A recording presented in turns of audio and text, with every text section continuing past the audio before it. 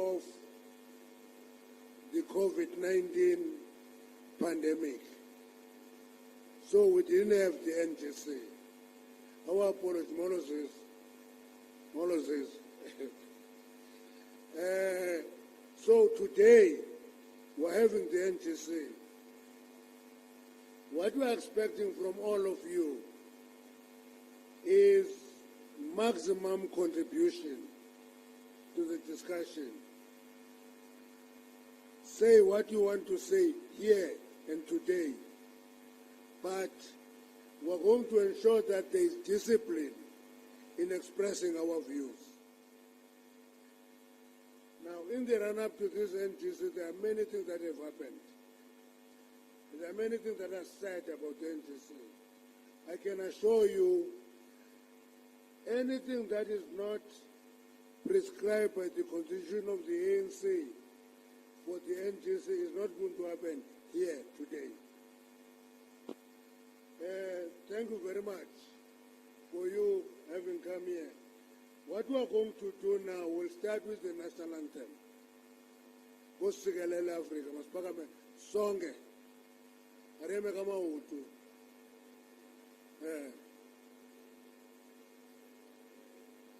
Kaufela rona.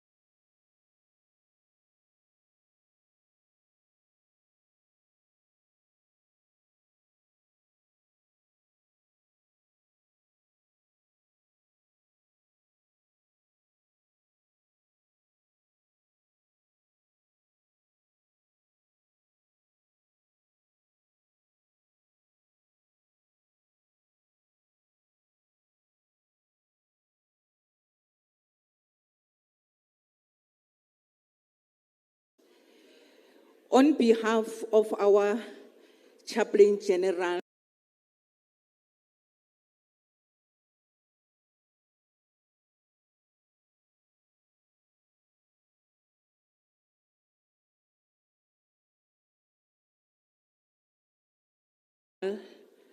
Dr. Mutsile, I am here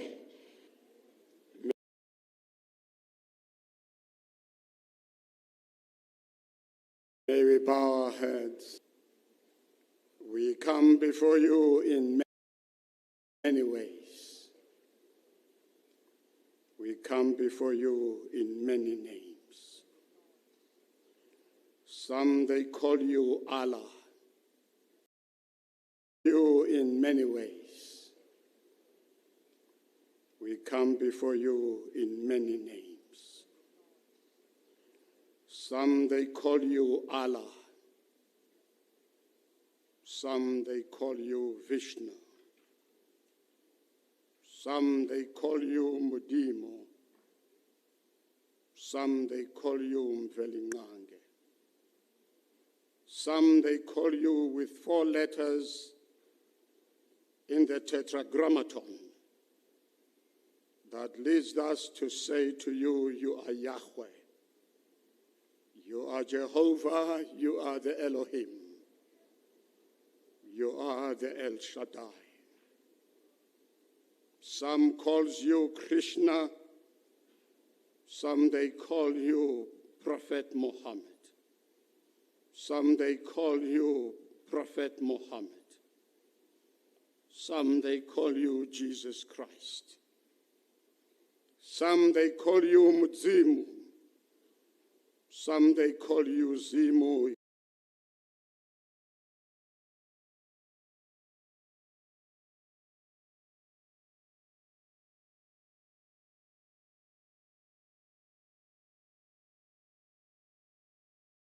Kakaramba, ye Kakaramba. Through your guidance and through your wisdom. We call on your blessings to grant us a peaceful, stable, constructive engagement that will bear fruits that will continue to improve the lives of your people in this land. Holy Creator, we know that we are not worthy to call on your name because of our iniquities. Lord, we confess that we have failed in many ways to fulfill the promises we gave to this nation. We acknowledge before you that we did not do what you called us to do. Instead, we did things which we were not supposed to do. For that, we call on your forgiveness. That don't hide your face from this National Congress. Journey with us as you have done more than 100 years ago. Lord, be with us. We humble call on you, not to leave nor forsake us. We call on you at this time that your people are facing many challenges, but yet you have given us an opportunity to lead this society. Let us not be complacent about that. Let us bow down before you and call on you to make us your servants that will serve your people. Forgive us, Lord, that we started by wanting to lead before wanting to serve.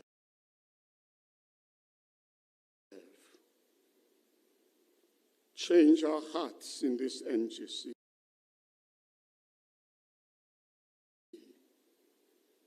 So that we don't get into struggles of leadership, but we get into the queue of being your servants. Forgive us, Lord, and give us another chance, because we know that the times of your forgiveness to us is countless. As long in faith we come and ask for your forgiveness. We give thanks to you, Lord, for many things that you have done to us.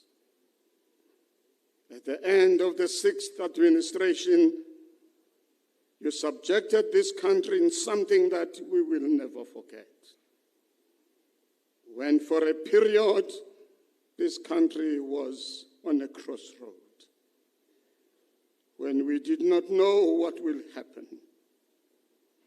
But because of your miraculous acts of love and care for your people, you came once more and gave us this miracle that led to the establishment of the government of national unity. We give thanks to you because for that act, you stabilized this country. Thank you, Holy Creator. We give thanks to you for the elders of this movement, that some are with us and are here to share with us their experiences and to give us counsel as to how we move forward to continue to lead your people. We give thanks to you, Lord, that you have given us ability to be able to be noticed as a force to be reckoned with by the world. That we were able, Lord, to host the G20. That the whole world looked upon us. But yet again, you were with us. We give thanks to you, Lord. Thank you for that. We now intercede. We intercede for this leadership collective. This leadership especially led by this your servant Cyril Ramaphosa. We call upon you to give him perseverance, give him the ability to focus. He is not the first one to lead this movement. We have seen before. Make him to understand that not all will always agree with him. When Mafuguzela Dube led, there were those who did not agree with all what he did. When Sefako Makgato led, there were those who did not agree with everything he did. When Reverend Mahabane led, there were those who did not agree with him. When Josiah Gumede led, there were those who did not agree with him always. When Kuma led, there are those who still did not agree with him in everything. When Dr. Moroga led, there are those also did not agree with him all things. When Father Chief Lutuli led, there were those who did not agree with him in everything. When Father Tambo led, there's still those, even in exile, they did not agree with him in all what he did. When Mandela led, there were still those who did not agree with him in all what he did. When Thabo Mbeki led, there's still those who did not agree with him when he led. When Zuma led, there are still those who did not agree with him when he led. Now is this young man before you who's leading this organization. He cannot expect that everybody will agree with him on what he does. We come before you, Lord, and say, here is this NGC. We are at the halfway of the mandate that your people gave this leadership. Be our God. We call upon you, Lord, that we pray for this national dialogue. That yes, indeed, it must happen, so that we hear the cries of your people and the lament of the nation as to what it is the country that would like to have. Here I now commend this NGC unto you. Let it be peaceful. Let it be robust. Let your people engage constructively. Let us experience the festival of ideas that will make this ANC to go stronger and stronger. We call on you to say shame to those who think that it has come to the end. But show them that you are the God who you did in 1912 at the altar in Bloemfontein, and you blessed this organization. But by so doing, make us to be humble and never to be complacent. As much as we know that we are not worthy of the chances that you give to us all the time, because your people are hungry, because your people are still experiencing inequalities, because your people are still unemployed, because your people are languishing in something that is not worthy of our promise. But come and be within this NGC. Lead it under the leadership of this leadership. And we pray that as we come before you in faith, indeed, you shall hear our prayers and be our God. We call on all these things in the name of the great and divine Creator, now and forevermore. Amen.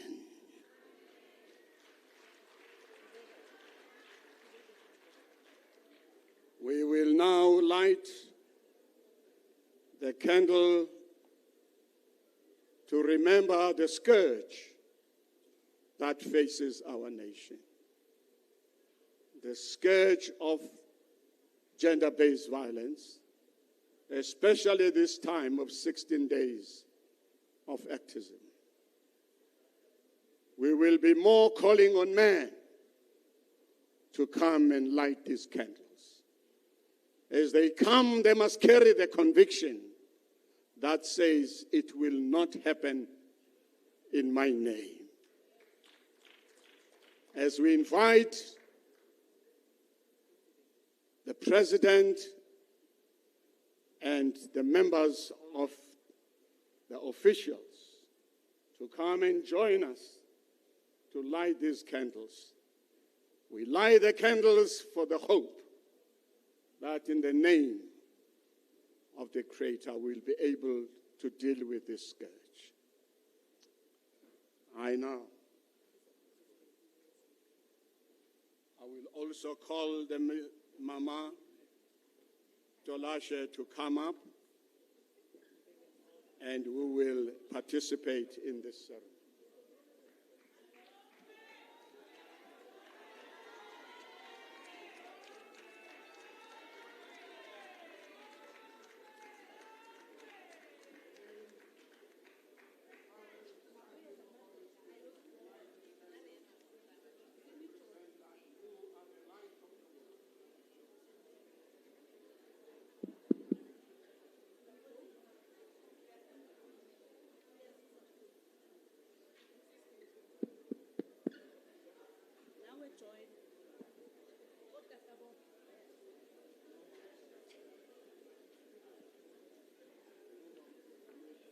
We are now giving the President and the Executive the candles to light in the name of Jesus.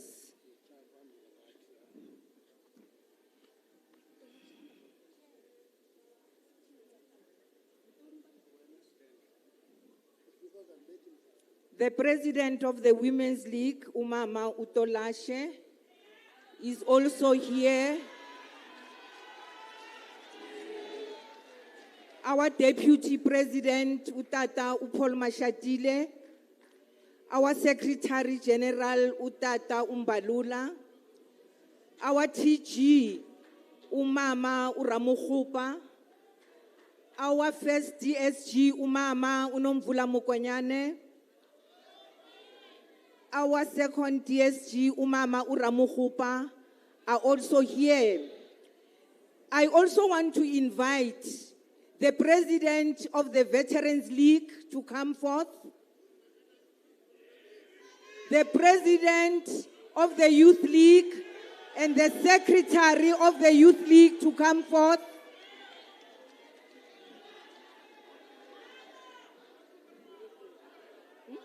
Yes, sir. Veterans League is coming. Utata Usnuki Zigalala.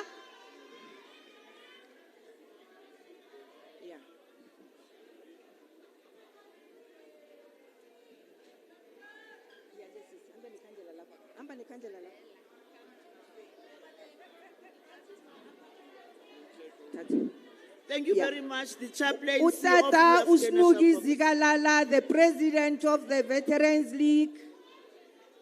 Our president of the Youth League, Utatu Colin Malachi. Can we have the SG of the African National Congress Women's League? Ungaba. Amen. Magabo balibongwe. The provincial chairperson of the ANC. Can we please have the SG of the Veterans League? Amanda. Simbizile. Is the SG of the Youth League here? Siyamcela uphi? Oh, nanku. Tata.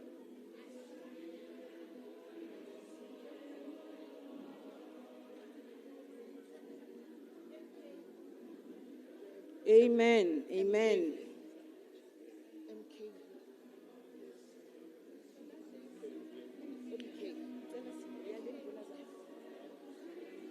Can I proceed?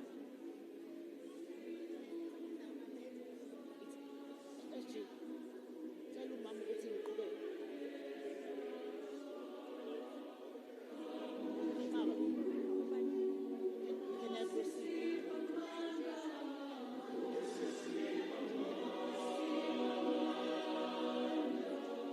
Okay, I'm being corrected here. We are requested to call the presidents of the African National Congress Women's League. Mabeze, all the 8 provinces, Malibongwe Women's League, Siani. Oh, the ANC, sorry. All the ANC chairpersons. I umtuaitandi Women's League, madota. Can we please call the chairpersons of the ANC? Sicela ukubiza umkhonto wesizwe wethu uze phambili.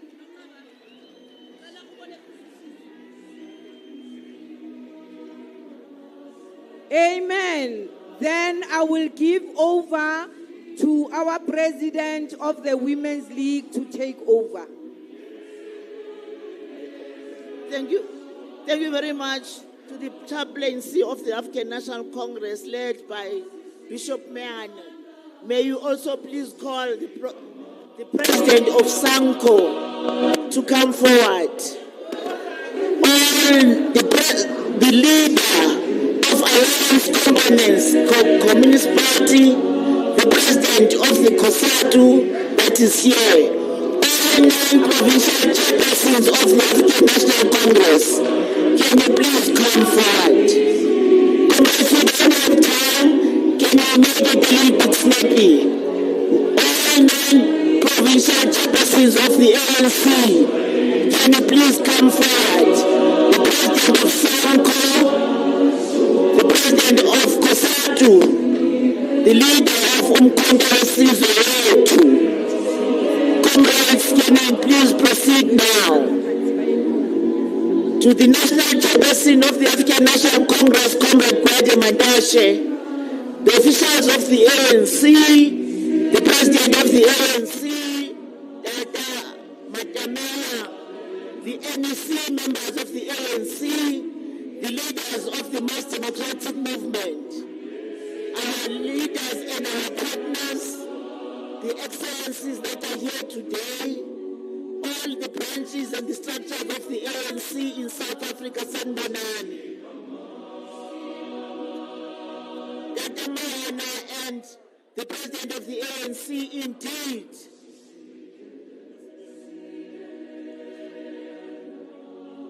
Comrades, chairpersons, can you make it snappy, please?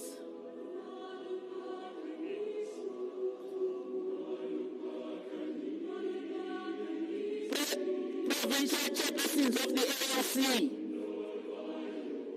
provincial chairpersons and the convener of the PTTs, can you please come forward?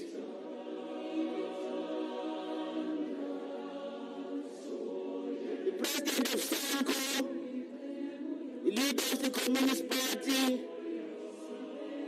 Umkhonto Sizwe.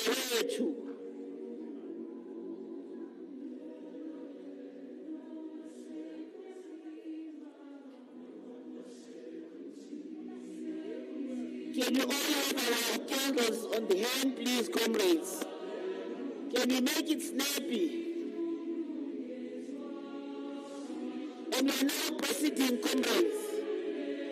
As I've greeted the national chairperson of the ANC, Comrade Gwede Mantashe, the chaplains of the African National Congress led by Bishop Meana, the NEC of the ANC, the leader of the Alliance, the leaders of the Mass Democratic Movement, the excellencies and our partners that are here today, distinguished guests, our structures, the ANC Women's League, the Youth League, all structures of our organization, the glorious movement that are here today, Sandaman. Indeed, comrades, gender-based violence and femicide is a war against women and children. And this is why we thank the President of the ANC and the Republic for classifying the gender-based violence femicide as a national disaster. Comrades, we give a round of applause to the President Cyril Ramaphosa to take this drastic step and declare the scourge. Comrades, a national disaster means that will be tasked for all of us as an organization and its partners to come up with programs for us to be able to do something in fronting and confronting gender-based violence. We, by the end of this National General Council, we will have committed everybody under the roof for all of us to go back and not only talk about gender-based violence and femicide, but do something drastic about it. Comrades, we are lighting these candles because we are committing our leadership here today to go back home and start from home to know that umfazi, umntwana, umama akabethwa. Sifukela namhlanje siqonde sazi siyokushumayela ukuthi it is a sin and a crime ukuphakamisa isandla kumama, kwintombazana, kumntwana oyintombazana. Comrades, sisono esingaxolelekileyo ukuzithathela ngendluzulu to rape omama, amantombazana nabantwana. Today we want this NGC to commit that it is taking it upon itself for all of us to be in the forefront to fight the scourge and make sure that we are part of those who will be accounted to be fearless in confronting gender-based violence. We see this skewed arrangement, Comrade President, in front of us, that everybody that is standing before us, majority are males, unfortunately. And this is why we call upon them, males as they are, but they are leaders of our glorious movement. Follow President Ramaphosa to be brave enough and confront gender-based violence. We've spoken about it, comrades, but now we are calling upon that our leaders in particular must do something about it. Comrades, we are not wanting to see it in papers. We want you to see you on the streets, in the villages, leading the forces that will be saying gender-based violence is a crime and therefore something must be done about it. Today, in the declaration of this National General Council of the ANC, would want to see this NGC coherently to say, not only we know, not only we said something, but from today you are going to be counted along with those who have done something in fighting the scourge. We are happy that our president have led us as the ANC, the mass democratic movement, and the country.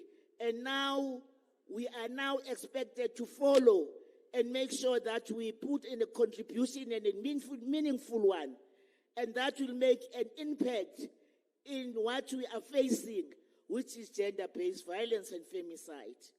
Thank you so much, Comrade President, for really making sure that you lead from the front in making sure that even when opportunistic tendencies wanted to grab and run with what is a pain to South African women and progressive forces, but you assisted us to say it belongs here.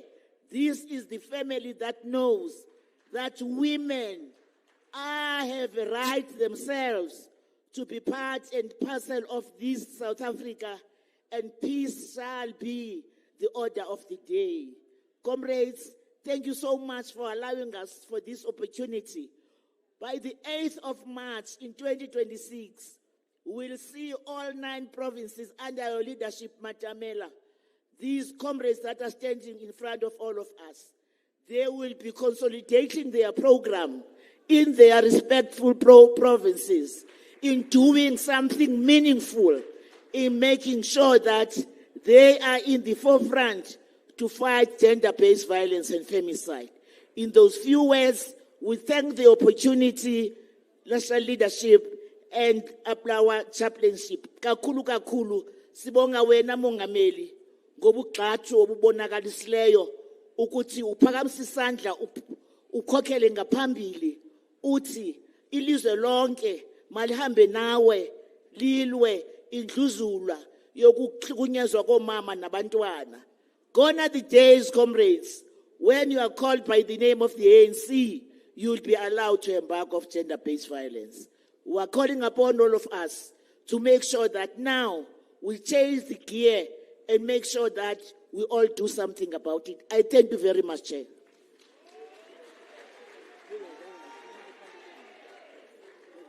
Bona Yeswela kowe etole elizonoza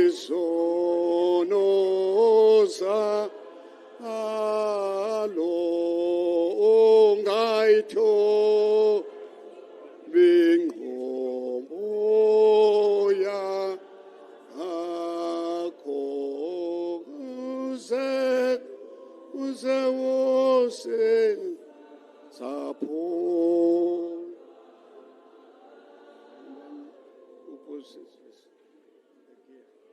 You're giving them the gear.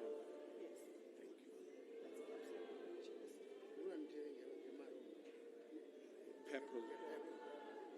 Which means it's a United Nations color. In the declaration.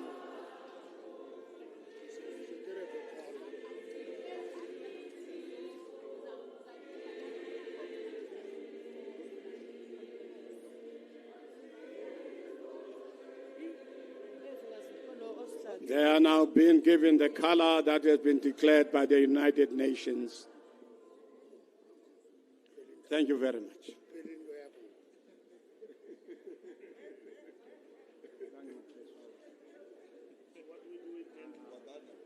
We may now request the leaders, after they've received their gear, to go back to their places.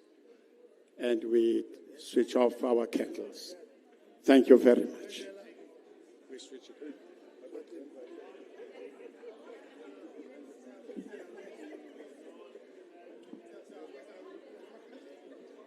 Mall.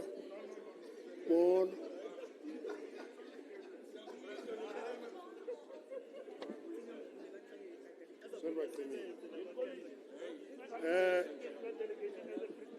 Go up there, no ball.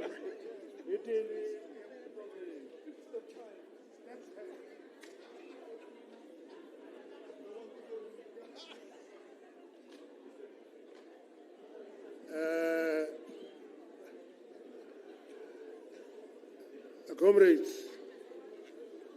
Molo por Khalima. Aibo Molo por Khalima. Shelo sisi yabo. Mamelani ke. Masicela uPanyaza asamkele.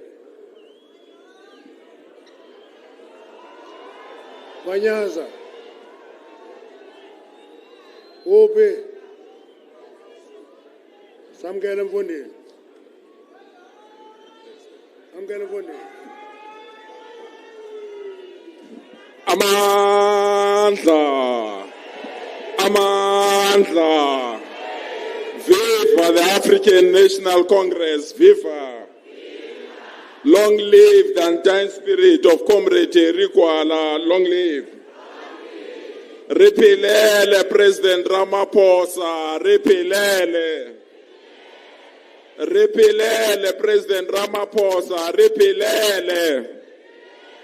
Phansi nge-AfriForum, phansi nge-AfriForum, phansi phambili nge-African National Congress, phambili nge-Alliance, phambili aluta niyabasabana.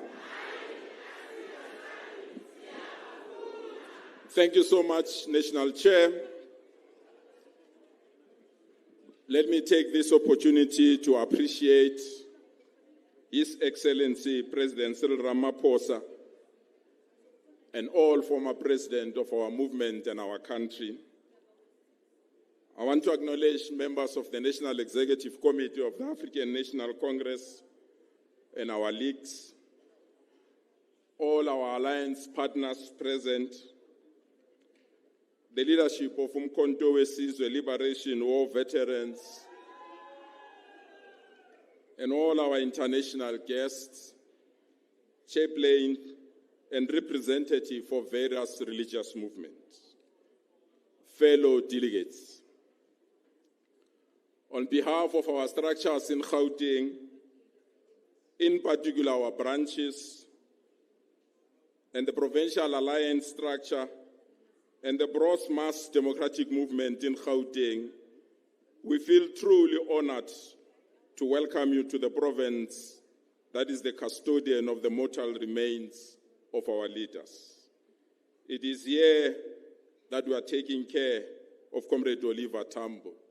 It is here that we are taking care of the remains of Comrade Chris Hani, Joe Slovo, Solomon Mahlangu, Walter Sisulu, Albertina Sisulu, Comrade Betha Towa, and many other leaders that have fallen. Comrade President, sadly, here in our province at this moment, the soil is soaked in blood after the brutal killing of 12 people in Sosville in Tshwane.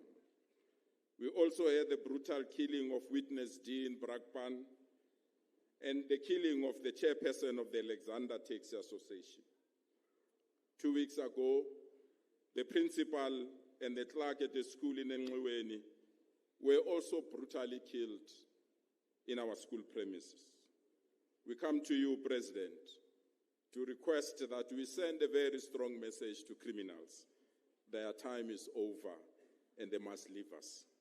We can't allow our country to face this high number of crimes and high number of kidnappings and killings almost on a daily basis.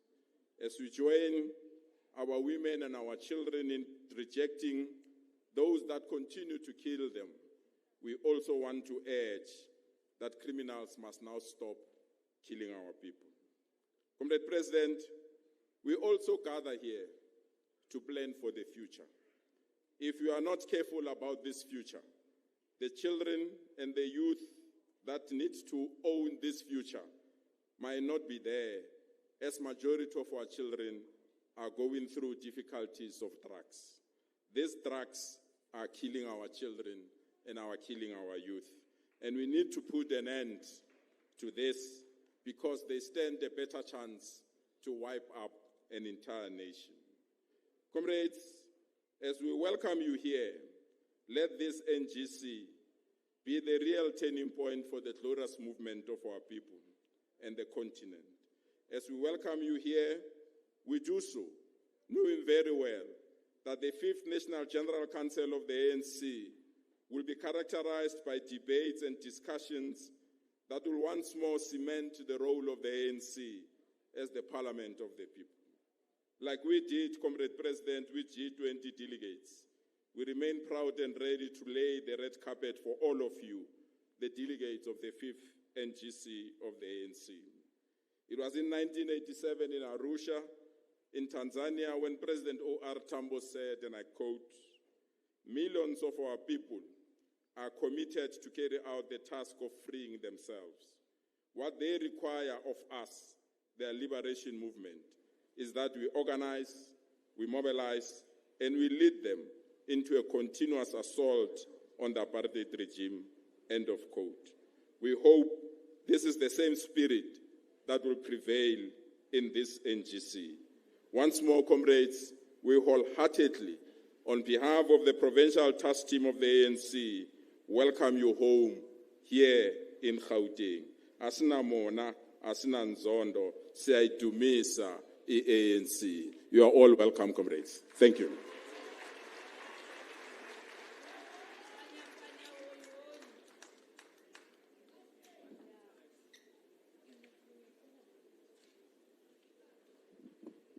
Undiphoxile ke Panyasi. Undiphoxe kakhulu. Bena uzawuqala ngokuthi hoyi hoyi kangothi. Okay. Makasicele uPresident asinike i-political overview yale NGC now. Kanifake ingoma nemphakamisi.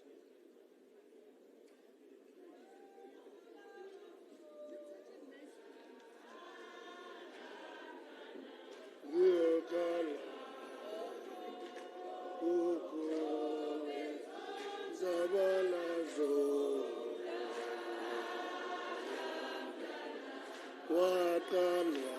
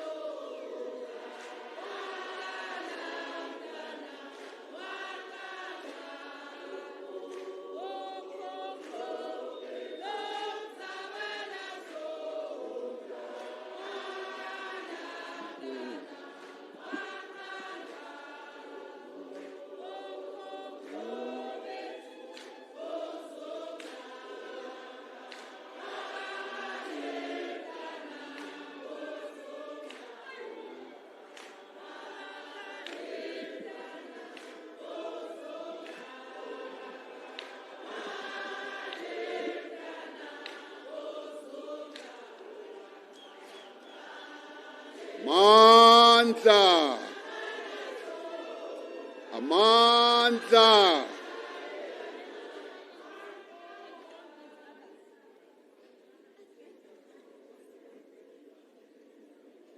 Viva ANC, viva! Viva ANC, viva! Viva COSATU, viva! Viva SACP, viva! Viva Sanko, viva! Malibongwe! Igama lamakhosikazi. Forward with the ANC Youth League, forward. Forward with the ANC Veterans League, forward. Mandla. National Chairperson, Comrade Gwede Mantashe,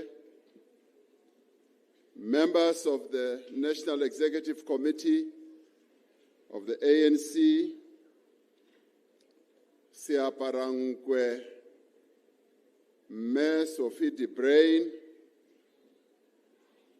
former president and deputy presidents of the African National Congress, the leadership of the ANC Veterans League, the Women's League, the ANC Youth League, representatives of MK Liberation War veterans, representatives and leaders of the Alliance and the Democratic Movement, and comrades from our sister liberation movements from neighboring countries and other organizations, delegates and comrades, I greet you all.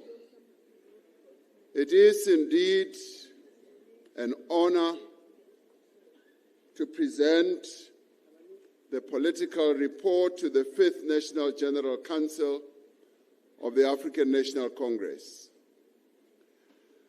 As we gather here, let us remember the stalwarts, the leaders and cadres of our movement who have passed away since we met at the 55th National Conference in December 2022. The senior members of our movement who passed away during this time, including former Deputy President David Mabuza, Mama Gertrude Shope, Comrade Frini Chinwala, Tito Mboweni, Member TC Mladlana, Praveen Godan, Comrade Violet Siwela, Professor Sibusiso Bengu, Chris Mahlako, Aziz Pahad, Isop Pahad, Lungi Kabashe, Tina Jomat Peterson, and Natim Tetwa, among others who were leaders at the national level. There are many others who also passed away, who were leaders at provincial, regional, and branch level. We pay tribute to these gallant freedom fighters. To honor their lives and contribution, we should continue the struggle to which they dedicated their lives. May we show our respect and rise and observe a moment of silence in their memory and in their honor.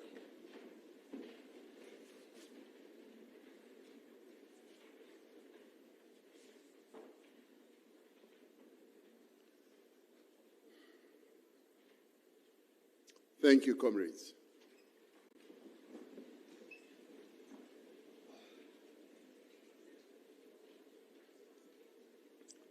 It is quite hot here, and we have asked that they should open the air conditioners at full blast. So we apologize for the heat that is being generated here. And to the media, the heat is not being generated by difficult debates and discussions.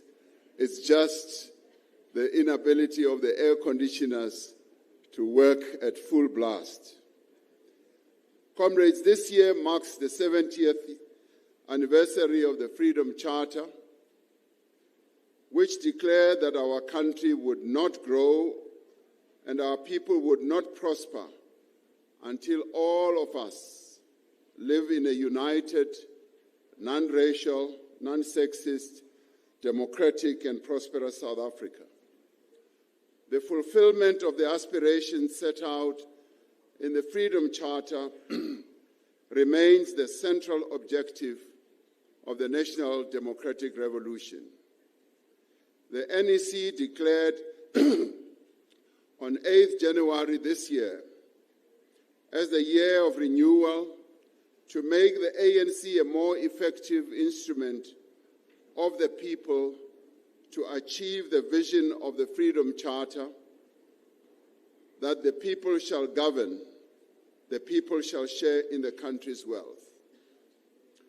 The NGC-based document that will be presented here and will form a central part of our discussions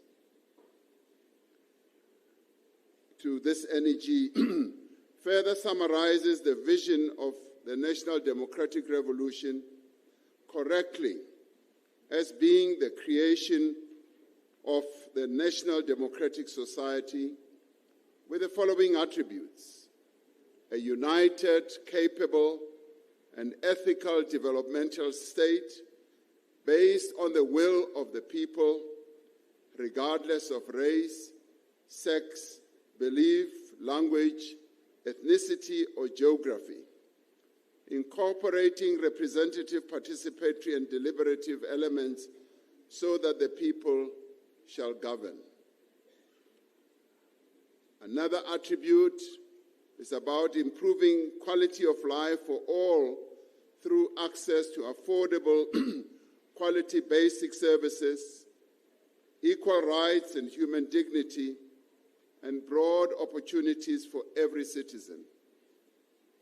An inclusive, transformed, and thriving economy that offers decent livelihoods to all, including restoring the birthright of all South Africans to access land, the nation's wealth, finance, and other resources within a growing, integrated African continental economy. A nation with a common identity as an African country underpinned by non-racialism, non-sexism, unity in diversity, and a spirit of global human solidarity. Given the evolving terrain of struggle, one of the questions as delegates to this NGC we are asked to consider is whether the fundamental assumptions of the NDR still hold today. The historical theory of change that has guided our movement now faces new and complex realities. Understanding the implications of these complex realities is fundamental to repositioning the African National Congress and the broader alliance within the ongoing struggle for fundamental transformation. The balance of forces is always in motion, shifting both locally and globally. Equally, the strategic and ideological cohesion of the alliance is now in question. The path forward demands ideological clarity, political discipline, foresight, firmness of principle, and tactical agility within the context of a renewed strategic posture capable of guiding the next phase of the NDR. During this NGC, delegates are called upon to firstly reflect on the 30 years of democracy, and secondly to assess the balance of forces and the current conjuncture. Thirdly, to characterize the nature of the crises we face and the implications for the NDR. And fourthly, to determine what should be done to address the challenges that we face as a nation and as an organization. We are also required, comrades, to use the opportunity of this NGC to evaluate the extent to which the ANC has succeeded in implementing the decisions of the 55th National Conference, and in the course of our deliberations, we should examine how our policies and programs must be recalibrated and adjusted to better serve the people of our country.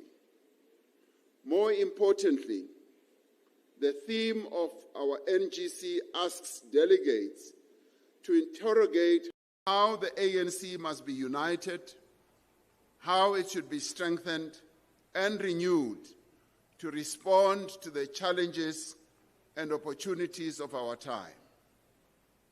In the declaration of the 55th National Conference, we said conference rises with determination to implement the immediate program of renewal, which demonstrates that the ANC, by its actions, can be trusted to put the improvement of the conditions of life of all the people of our country at the center of all its actions.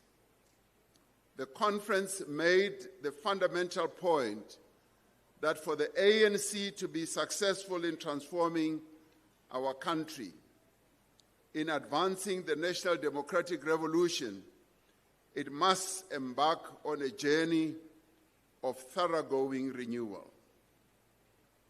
Renewal requires that we reaffirm the organizational culture and the traditions of the ANC as a movement that is rooted among the people, representing their interests, concerns, and aspirations.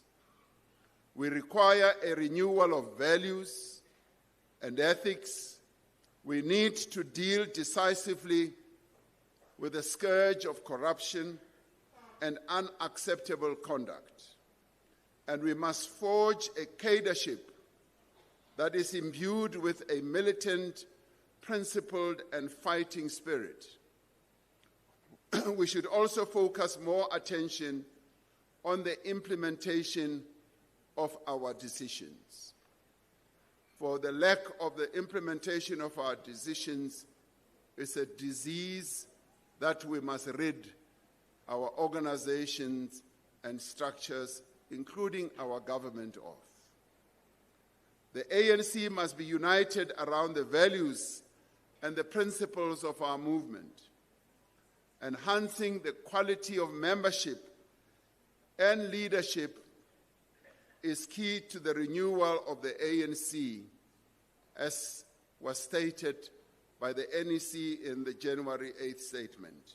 It continued to say that the membership system of the ANC is also being overhauled to ensure that the movement attracts into its ranks the kind of people who are willing to serve the people of South Africa. The criteria for membership and screening process to rid the ANC of criminals is an important part of the renewal process.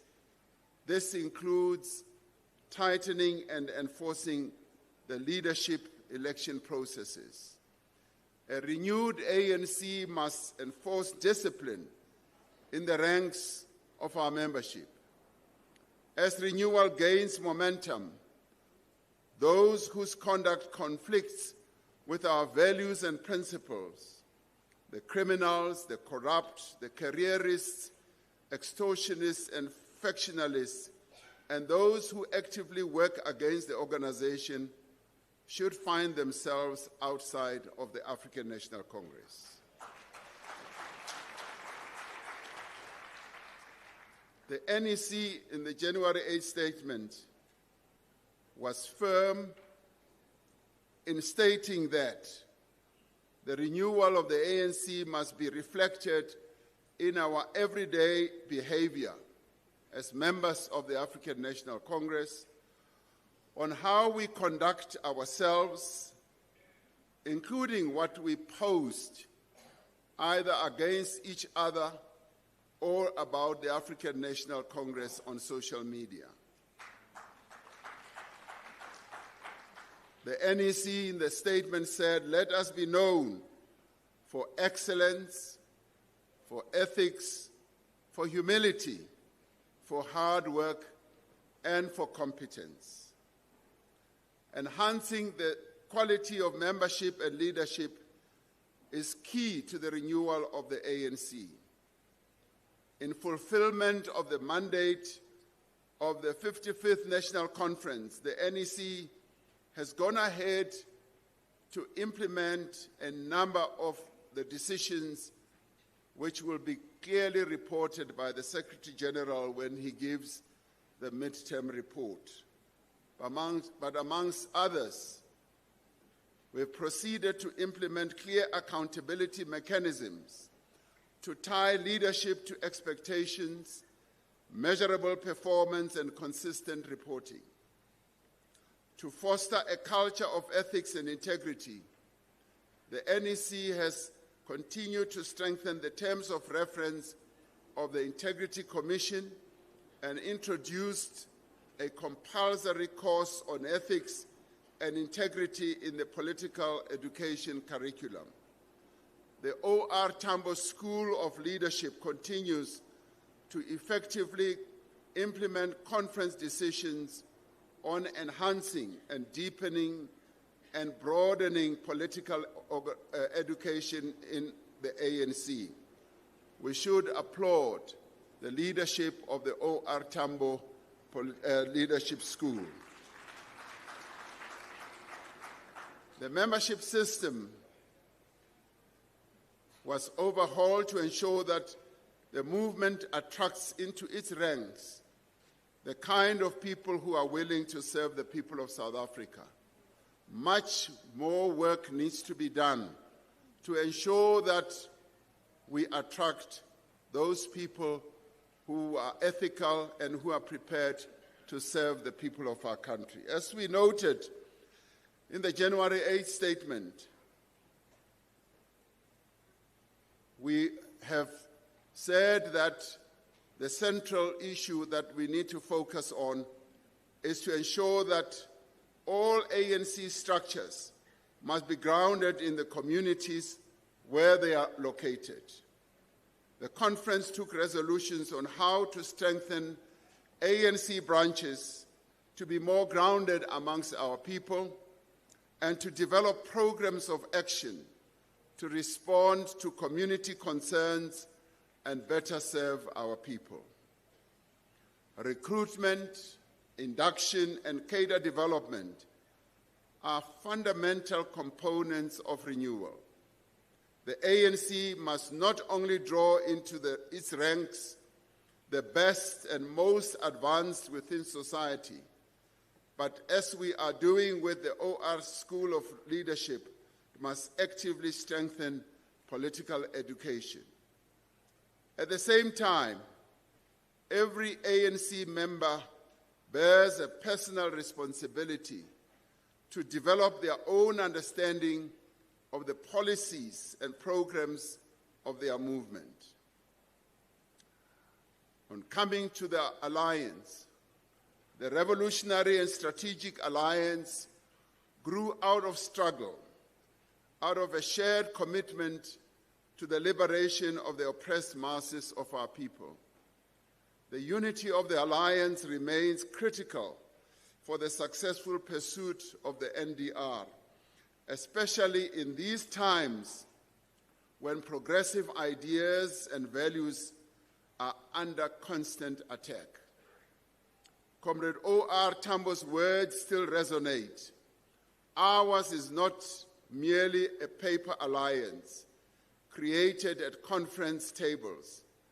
Our alliance is a living organism that has grown out of struggle. Close quotes.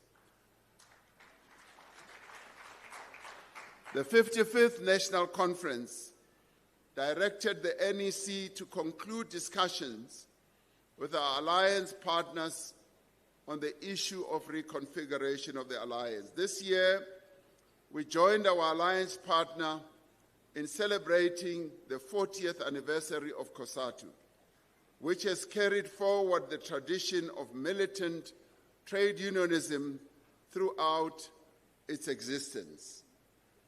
And they celebrated their 40th anniversary just a few days ago. And we say, forward with COSATU, forward. Forward with the workers of South Africa, forward.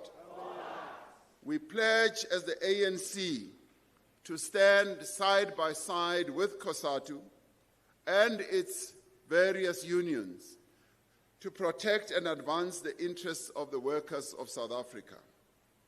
We must acknowledge that the decision by the South African Communist Party to contest elections separately threatens the unity and the cohesion of the alliance. Recent by-elections held in various parts of our country have shown that being divided wreaks consequences of causing major losses and confusing the voters of our country. The Secretary General will report on the discussions that have been held with the SACP on a bilateral basis with regard to the decision that their conference has taken. This NGC must discuss the full implications of this decision for our movement and for the alliance. We need to do so, particularly as we go towards next year's local government elections. This political report reflects on developments since we held our 55th National Conference in December 2022. We should recall that the 55th conference was held at a critical time in our country. Our country was still recovering from COVID-19 pandemic, which had claimed the lives of well over 100,000 people within a short space of time. The economy was still deeply affected by the pandemic. The July 2021 civil unrest and catastrophic flooding earlier in that year had also had a major impact, not only on our people, but also on the economy of our country. The country was in the midst of the most protracted period of load shedding in our history, with 205 days of load shedding recorded in 2022 and another 330 days of load shedding to follow in 2023. It was in this context that conference emphasized that the central task of the movement was the transformation and the growth of our economy and the creation of jobs. The essential measure of the state of the nation is the quality of life of its citizens. The legacy of colonial dispossession and apartheid remains a defining feature of South African society, reflecting persistent inequality in wealth, income, and access to land. Poverty remains our greatest challenge as a nation. In 2024, nearly a quarter of households considered social grants as their main source of income. While this is a sign of the extent of the need in society, which we should be concerned about, it is also an indication of the extensive social support measures that the ANC has put in place to assist poor South Africans who still live under the long shadow of colonial exploitation and apartheid oppression that still has consequences and a legacy that we need to deal with. Around 61% of the national budget, after debt servicing costs, goes towards the social wage. including social grants, education, healthcare, housing, and free basic services. Increases in the cost of living in recent years have affected all South African households, with the poor and the working class being most vulnerable. The 55th conference directed the NEC to address the issue of the cost of living as a key priority. In line with the resolutions of the 55th conference, measures to address the cost of living have included increases in funds to our municipalities to provide free basic services to needy households, indigent families, an increase in the value of social grants, and an expansion of the list of food items zero-rated for VAT. In the last 3 years, inflation has been tapering down from 7.2% to 3.6%, providing relief to households and boosting demand in the economy. We have often said that education must be at the center of our fight against poverty.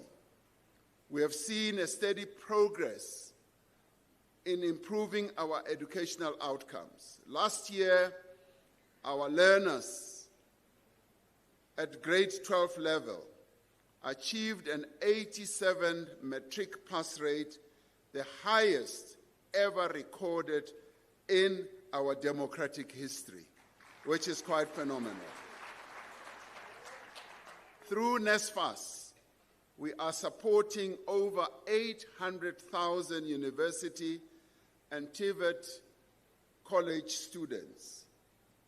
Our focus now is on expanding access to quality early childhood development and early grade literacy and numeracy. And one of the challenges we neglected over a long time was to focus on early childhood development. And when we decided to move early childhood programs from social development to basic education, we have now taken the funding of early child development to a higher level and have allocated and will continue to allocate more money for ECD in our budget. But comrades, we need to do much more if we are to have what we've always called a skills revolution. A skills revolution ought to start with early childhood development, which is effective, leading up to primary school education, right through to tertiary education as well. The skills system that we have needs to shift towards producing skills that are linked to demand in the economy. We need to consider a radical overhaul of the SETA system and introduce a dual academic and on-the-job training system. The money that is allocated from the skills development levy needs to be used effectively to make sure that the skills that we develop are clearly linked to what the economy of our country needs.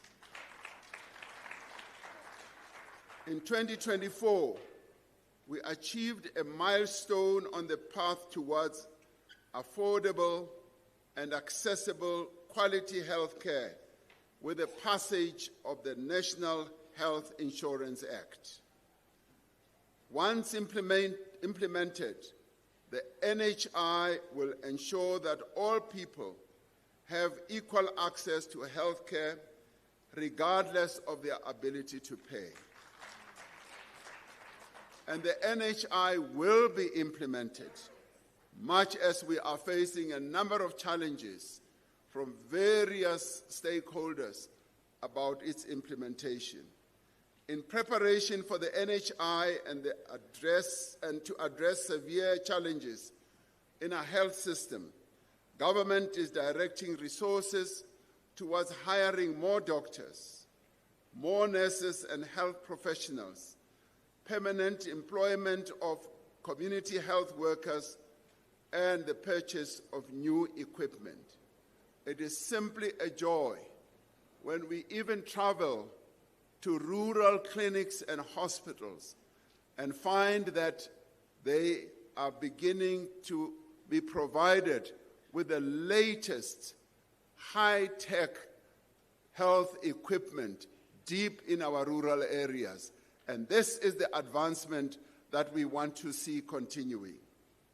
The ANC government and ANC-led government is investing in the construction, revitalization, and maintenance of facilities in our health system across the country.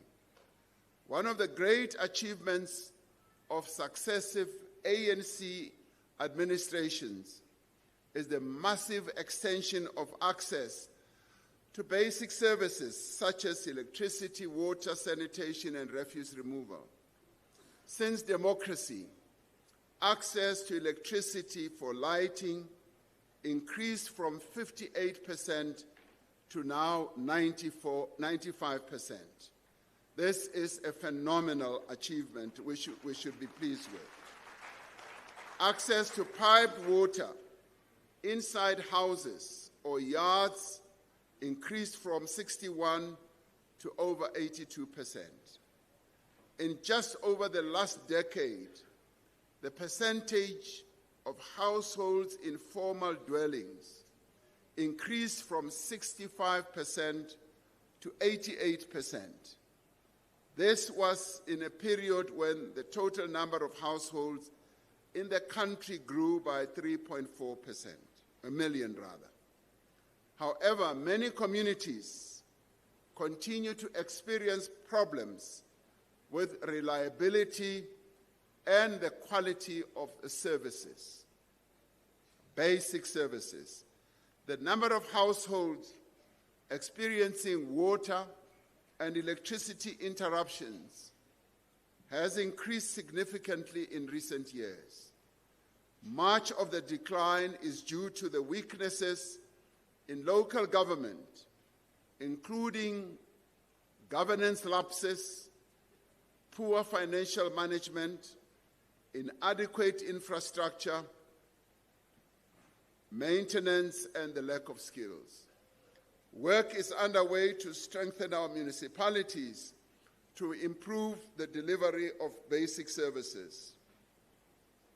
When speaking about cohesion and national unity, this is central to the historic mission of the African National Congress to solve the national question by uniting the people of our country and building a sovereign South African nation. The ANC has successfully embedded these principles within our democratic constitutional order. The sense of shared nationhood is well established among South Africans of all races. However, some in our society still adhere to notions of racial superiority and seek to maintain racial privilege. The vehement opposition by some groups to our policies of transformation and redress conveniently align with wider notions of white supremacy and white victimhood fed by false claims of the persecution of white Afrikaners in our country. The propaganda of these false claims has real implications for our sovereignty, international relations, and national security. It is essential that we counter this narrative and defeat this agenda through direct and frank engagement, mobilizing broad support for the South African vision of non-racialism, reconciliation, and transformation. And this is a campaign that needs to be launched not only in our country, but globally as well, particularly to address the false notions that some globally are perpetrating about what is happening in South Africa.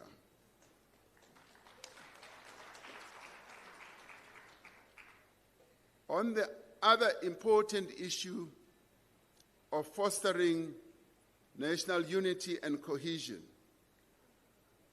as a country, we have a long tradition of coming together at moments of crisis to find common ground and solutions. As South Africa confronts the challenges of the moment, an inclusive national dialogue has been convened in response to calls from across society. The national dialogue provides an opportunity for all South Africans to address our challenges, to define a shared vision, and forge a path into the future. The first national convention, which was held in August of this year and was attended by over 1,000 delegates from more than 400 organizations, set the agenda and outlined the roadmap for the national dialogue.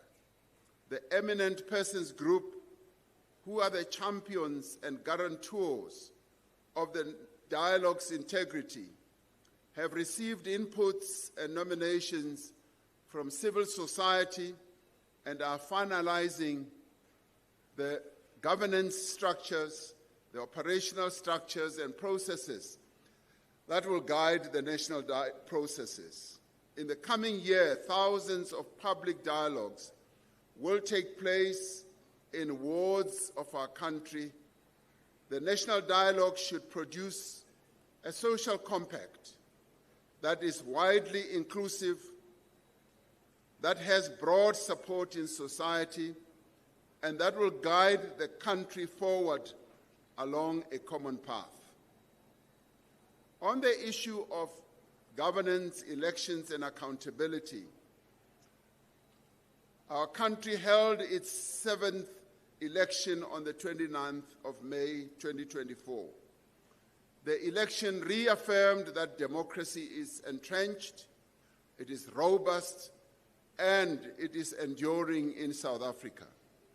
This was the most contested election in 30 years of our democracy, with a proliferation of parties and, for the first time, independent candidates. However, it was a severe strategic setback for the African National Congress. We received only 40% of the national vote. This was the first time since the advent of democracy that our share of the vote was less than 50%. While the ANC remains the most supported party, with almost twice as many votes as the next party, we suffered our greatest drop in support since 1994. We lost our majority nationally and in key provinces of Gauteng and KwaZulu-Natal.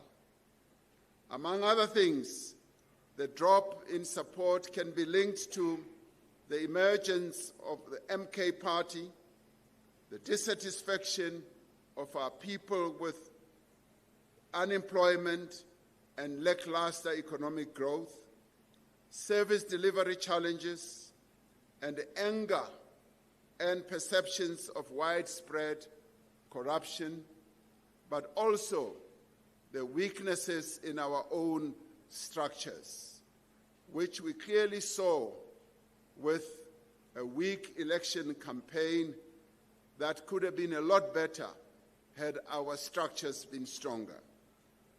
The record low voter turnout of 58% affected the ANC more than other parties. The NEC agreed that the election results placed a responsibility on the ANC to give leadership to the country and ensure unity, stability, peace, and progress in the nation. After considering various available options, the NEC decided that we should invite all political parties in the National Assembly to form a government of national unity as the best approach to move the country forward. Following engagements, a government of national unity was established with 10 parties participating: the African National Congress, the DA, the IFP, the PA, FF+, the UDM, Rise Mzansi, Al-Jamaa, the PAC, and the Good Party. The parties agreed on a statement of intent committing to respect the Constitution of our country, the rule of law, and to promote accountability, transparency, integrity, and good governance. They agreed on a basic minimum program, which formed the basis for the medium-term development plan. The GNU identified 3 priorities. Firstly, to drive inclusive growth and job creation. Secondly, to reduce poverty and tackle the high cost of living. And thirdly, to build a capable, ethical, and developmental state. In its assessment of the first year of the GNU, the NEC agreed that we have safeguarded the core progressive policy agenda of the National Democratic Revolution. Through the GNU, the ANC has continued to execute its agenda for nation building and fundamental social and economic transformation, albeit under difficult conditions. We have stood firm against resistance campaigns mounted by right-wing forces and have not retreated from progressive domestic and foreign policy positions. The 55th conference agreed that building an ethical and capable state is essential for economic transformation. A fundamental feature of such a state is a public service that is professional and competent. To this end, the National Framework for Professionalization of the Public Service was adopted by Cabinet in 2022. Recruitment and selection processes are being overhauled, along with performance management systems, competency-based assessments, and integrity tests are also being introduced, particularly tests that will be able to give us information about the integrity of those who should serve our people. One of the other key aspirations of the professionalization framework is the depoliticization of the public service. Those who work in all spheres of the state need to be insulated from undue political interference and vested interests as well. State capture provided a bitter lesson on the vulnerabilities of the public sector to interference by private business interests. Our conference resolved to strengthen local government by addressing political and administrative instability, improving service delivery, and strengthening accountability and financial sustainability as well. Many cities and towns across our country are failing to deliver basic services, creating serious challenges for the residents, for businesses, and for public facilities such as schools, clinics, and hospitals due to the lack of proper basic services delivery. Government has therefore initiated comprehensive reform of the local government system, including the review of the White Paper on Local Government and Local Government Fiscal Framework. The Presidency is providing targeted intervention and support in struggling municipalities, starting with eThekwini and Johannesburg. Working groups in both these metro cities have brought together mayors, senior government officials from all government spheres, business, and civil society to tackle urgent problems.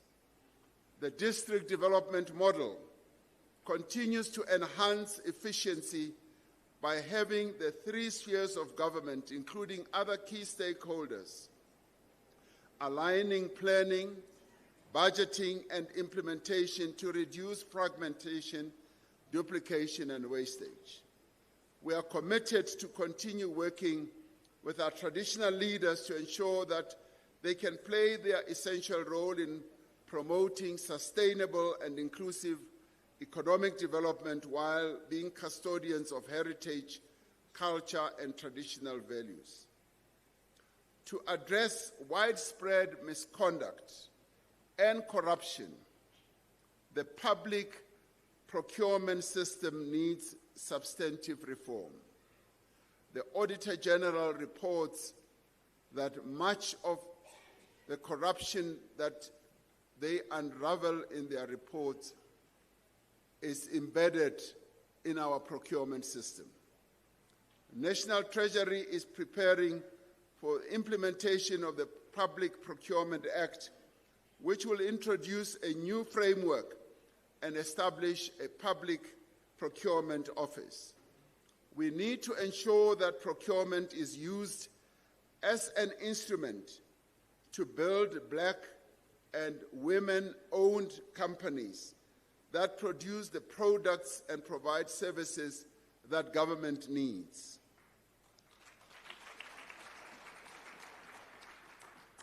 It is found that too many tenders that are issued to middlemen or middlewomen who do not have the relevant competence to provide services and products as well. This is a waste of public funds. It encourages corruption and does not advance real economic empowerment. One practice that has weakened the state is the practice of outsourcing functions that should be performed by government departments and public bodies. The effect of this is that public institutions no longer have the skills and the capabilities that they need because they outsource many of the functions that should be performed and conducted by a capable state. We need to get rid of outsourcing of simple and straightforward functions in our government system. Outsourcing opens the door to corruption, with many cases of tender manipulation, bribery, overpricing, and the use of front companies. But it also makes those who work for those entities that we outsource to be vulnerable because their job situation is always tied to the tenders that those companies or entities receive.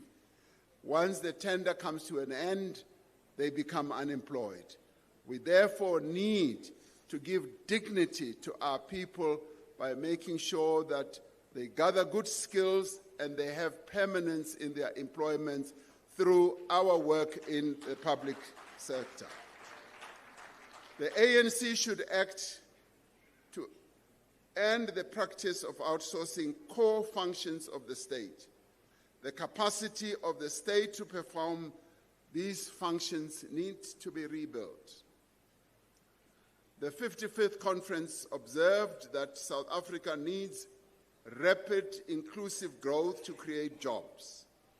After more than 15 years of low economic growth, We are now beginning to see the signs of a turning point.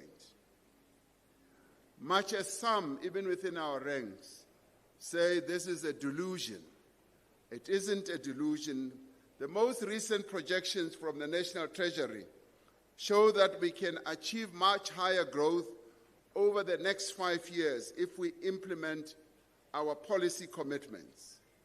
Our experience shows that when our economy grows, jobs are also created. In the first 15 years of democracy, when our economy grew at above 3% a year, employment rose and poverty fell. In the second 15 years, when growth fell to 1%, unemployment and poverty rose. We have therefore undertaken a strategy to achieve higher levels of inclusive growth through accelerated infrastructure investment, forward-looking industrial policies, improved service delivery, land redistribution, transformative spatial planning, Black economic empowerment, and supportive macroeconomic policies. As the ANC, we have been clear that growth must be inclusive. It must drive radical social and economic transformation through redistribution of wealth and opportunity. It must support empowerment of Black South Africans and women. In the face of a concerted campaign to push back broad-based Black economic empowerment, the ANC has remained steadfast in defense of the constitutional imperative to redress the imbalances of the past and to pass legislation that will redress those imbalances, thus enhancing the empowerment of our people as a whole. One of the most pressing challenges that we face in our country is youth unemployment. Approximately 3.5 million out of the 10 million people, young people aged 15 and 24 are not in employment, in education or training. Since October 2020, the Presidential Youth Employment Intervention and the Presidential Employment Stimulus have created earning opportunities for more than 2 million participants. The Basic Education Employment Initiative has brought young teacher assistants into almost 25,000 of our schools and been able to create 1 million job opportunities for young people as school assistants. This has been a phenomenal program that has covered the schools of our country right across. The SA Youth Mobi platform that was launched in 2020 now has over 5 million registered young people. The platform is an online network that connects unemployed young people with jobs, with learnership and training by matching them with local opportunities and support. 70% of opportunities on the platform have been accessed by young Black African women. Around 65% live in households where at least one member receives a social grant. The Youth Employment Service, a joint initiative of government and business, has provided 200,000 young people with year-long work experience opportunities, making it the largest corporate-funded youth jobs program in the world. The 55th conference reaffirmed that industrial policy must be a leading instrument of economic development and transformation. South African manufacturing is under pressure at the moment from rising electricity prices and logistical challenges. For industrial policy to succeed, it must be forward-looking, positioning diverse industries to succeed in an increasingly digitized and decarbonized world economy. We need to be bold in developing new industries like battery storage, renewable energy components, and electric vehicle production. South Africa has among the best solar and wind resources in the world, with the Northern Cape being said to have the best radiation of all countries in the world.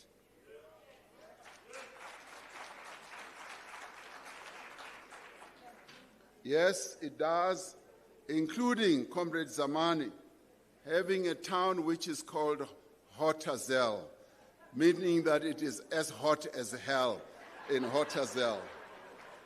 But what is pleasing with this is that we are utilizing this natural resource to attract investments. The Northern Cape has seen the most investments in renewable energy, utilizing the sun or solar, and the Eastern Cape has also seen great and increasing investments in wind power, as the Western Cape, and now Mpumalanga and Limpopo are also going to see heightened investments in utilizing our natural resources, including methane gas, which has been found in Mpumalanga. Well over 100 billion rand has been invested in renewable energy projects in the Northern Cape. And Comrade Zamani reports that we've seen great growth in the Northern Cape.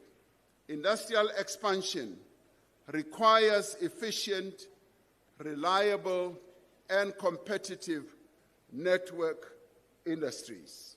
However, over the course of more than a decade, our state-owned enterprises in these network industries, particularly Eskom, Transnet, and PRASA, declined due to the effects of state capture, mismanagement, and a lack of capital investment. To correct this, and in line with the resolutions of the 55th National Conference, government is leading a process of structural transformation in energy, in water, in our ports, in our rail and telecommunications. Now, through this work, we are reducing costs, we are improving efficiency, we are lowering barriers to entry, and enabling higher levels of investment. We have seen a dramatic drop in load shedding frequency and severity. This has been made possible by steady improvement in Eskom's performance and regulatory changes to allow private investment in electricity generation. And we have to applaud those who have been working on these programs of ensuring that load shedding is something of the past. We have to applaud them. Government recently finalized the Integrated Resource Plan 2025, outlining a balanced and diversified energy mix. Renewable energy capacity will increase from 17 gigawatts to over 45 gigawatts by 2030, continuing to grow to provide more than half our energy supply. The country is moving towards a competitive electricity market. While Eskom will continue to play a leading role, the new model will enable many generators to supply electricity and compete based on efficiency and costs, and leading to lower prices and more reliable supply. And this is necessary so that we see more investors coming in, alleviating the burden that our state-owned enterprise Eskom should carry on its own as we increase energy generation. We are making significant headway in increasing the volume of goods that are moved on rail lines and through ports. After dramatic decline, freight volume increased from 150 million tons in 2023 to 174 million tons in 2025. We still need to increase the volume of goods that are transported on our rail to well over 250 million tons. Transnet has established a rail infrastructure manager and made capacity available to train operating companies on a concessionary basis, whilst the rail infrastructure itself continues to be owned by the government. PRASA has restored 35 of 40 priority lines, meaning that commuters can now travel safely and affordably on locally manufactured trains. In the last financial year, PRASA recorded 77 million passenger trips on its lines, a huge increase from 39 million in the previous year. So things are moving and people are being moved on our trains. The 55th National Conference noted that expanded infrastructure investment can play a critical role in providing basic services and improving economic performance and job creation. However, over the past 15 years, investment by both the public and private sector has declined. The ANC-led government has made a commitment to invest more than 1 trillion rand in infrastructure over the next 3 years to renew our roads, our ports, our rail, our energy and water systems.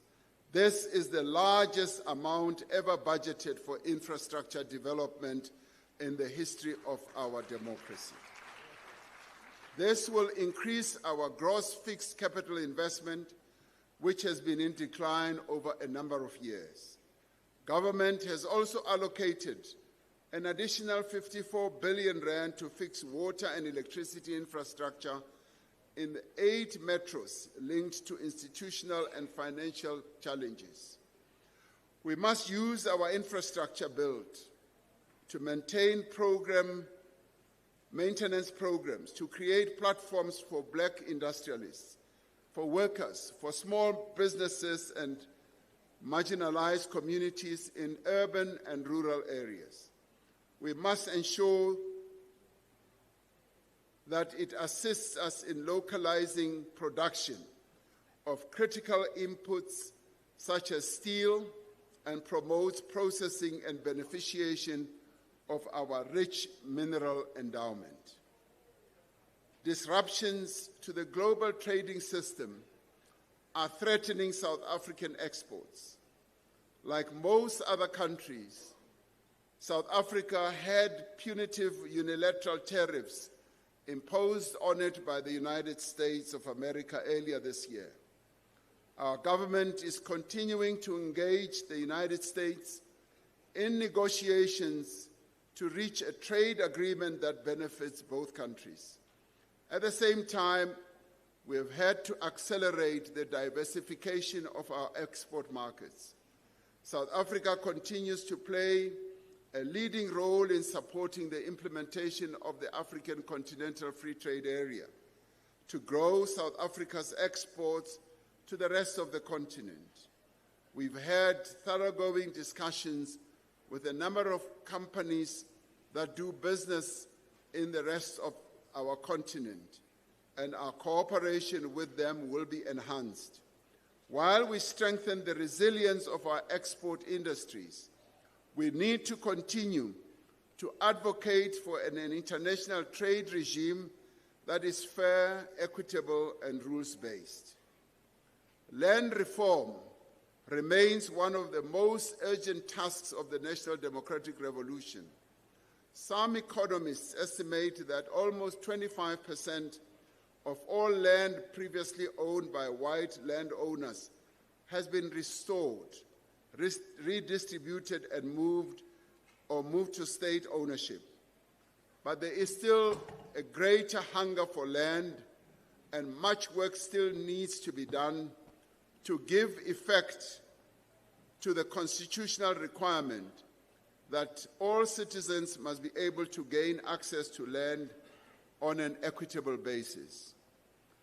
Key tasks ahead include the improvement of support systems for beneficiaries of our land reform program.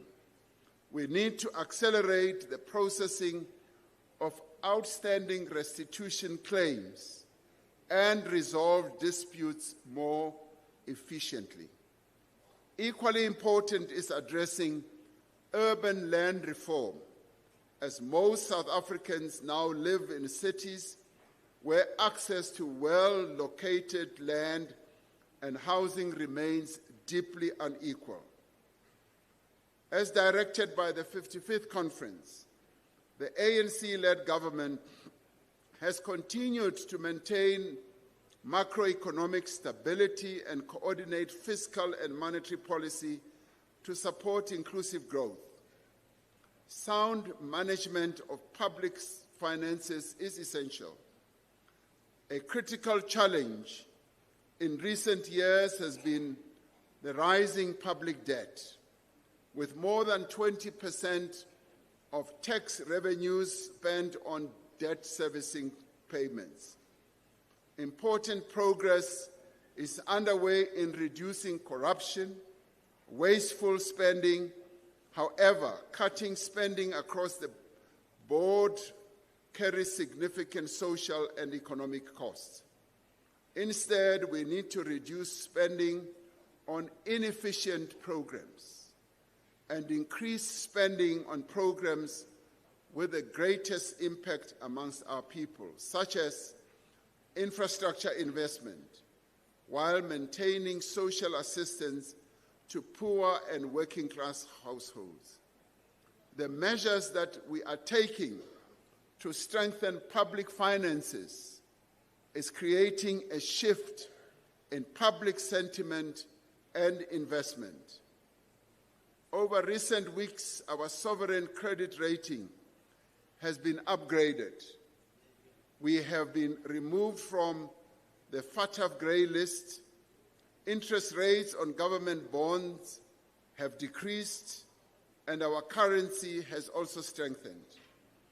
In the last few days, the National Treasury's latest bond issue was oversubscribed almost 4 times and was issued at much lower rates than before, reflecting renewed confidence in our economy.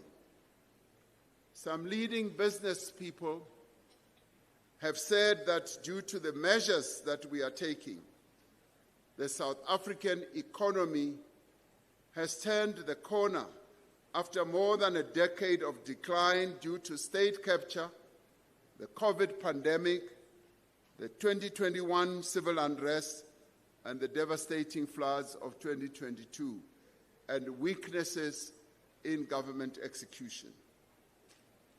Next year, the country will celebrate 70 years since the Women's March on the Union Buildings on the 9th of August, 1956.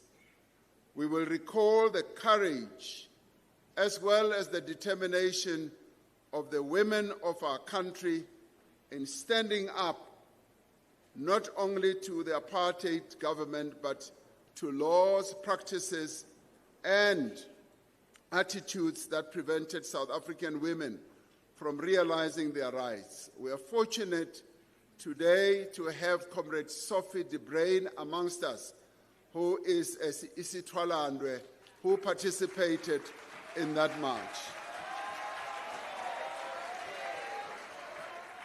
As the ANC, we have carried that spirit into our democratic constitution into our laws, policies, and programs.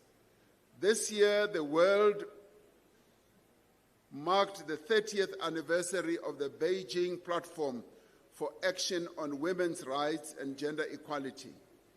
This landmark development has had a profound impact on our own country's efforts to advance the position of women in society. Today,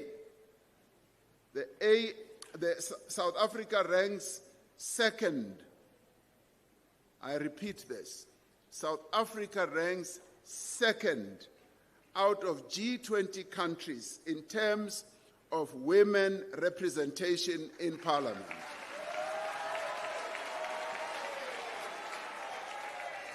Over a quarter of top managers in the private sector are now women, and just under half of senior managers in national government departments are women. Comrade Sisisi Tolashe, I have to apologize that you found so many men standing here during our candle lighting, and we hope that too will change, as you are indicating with your hands. As we all know, we have made tremendous progress since our 48th conference that was held in 1991 with regard to the empowerment of women as the African National Congress.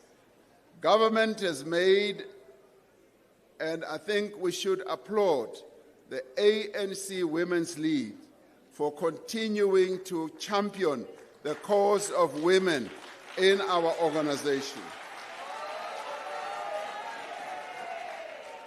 Government has made a commitment to 40% preferential procurement in favor of women-owned and women-led companies.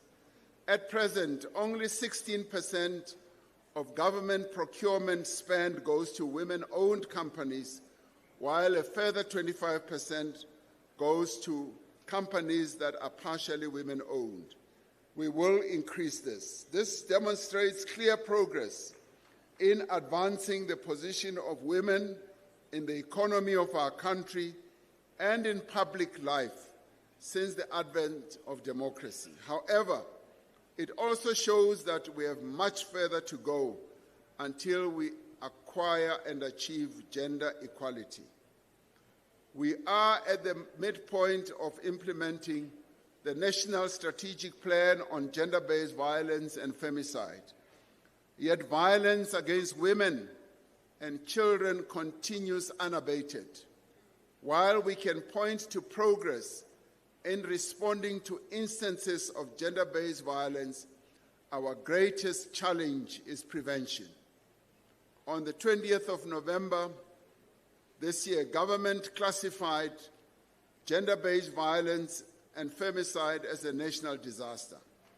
This classification will support implementation of the National Strategic Plan through stronger governance, funding, communication, and coordination. Our efforts to prevent gender-based violence need to be intensified massively. It also needs to be scaled up and include all sectors of society. And in this regard as well, I would like to applaud the ANC Women's League for the leadership of our country in gender-based violence prevention.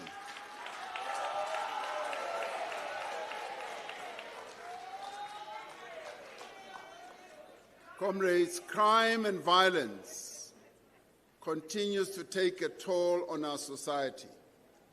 Apart from the human cost, crime impedes social development and inclusive economic growth. Police continue working with our other law enforcement agencies to dismantle organized crime syndicates and combat financial and violent crimes. Initiatives such as Operation Shanela have had great success in arresting suspects, recovering firearms, seizing stolen vehicles.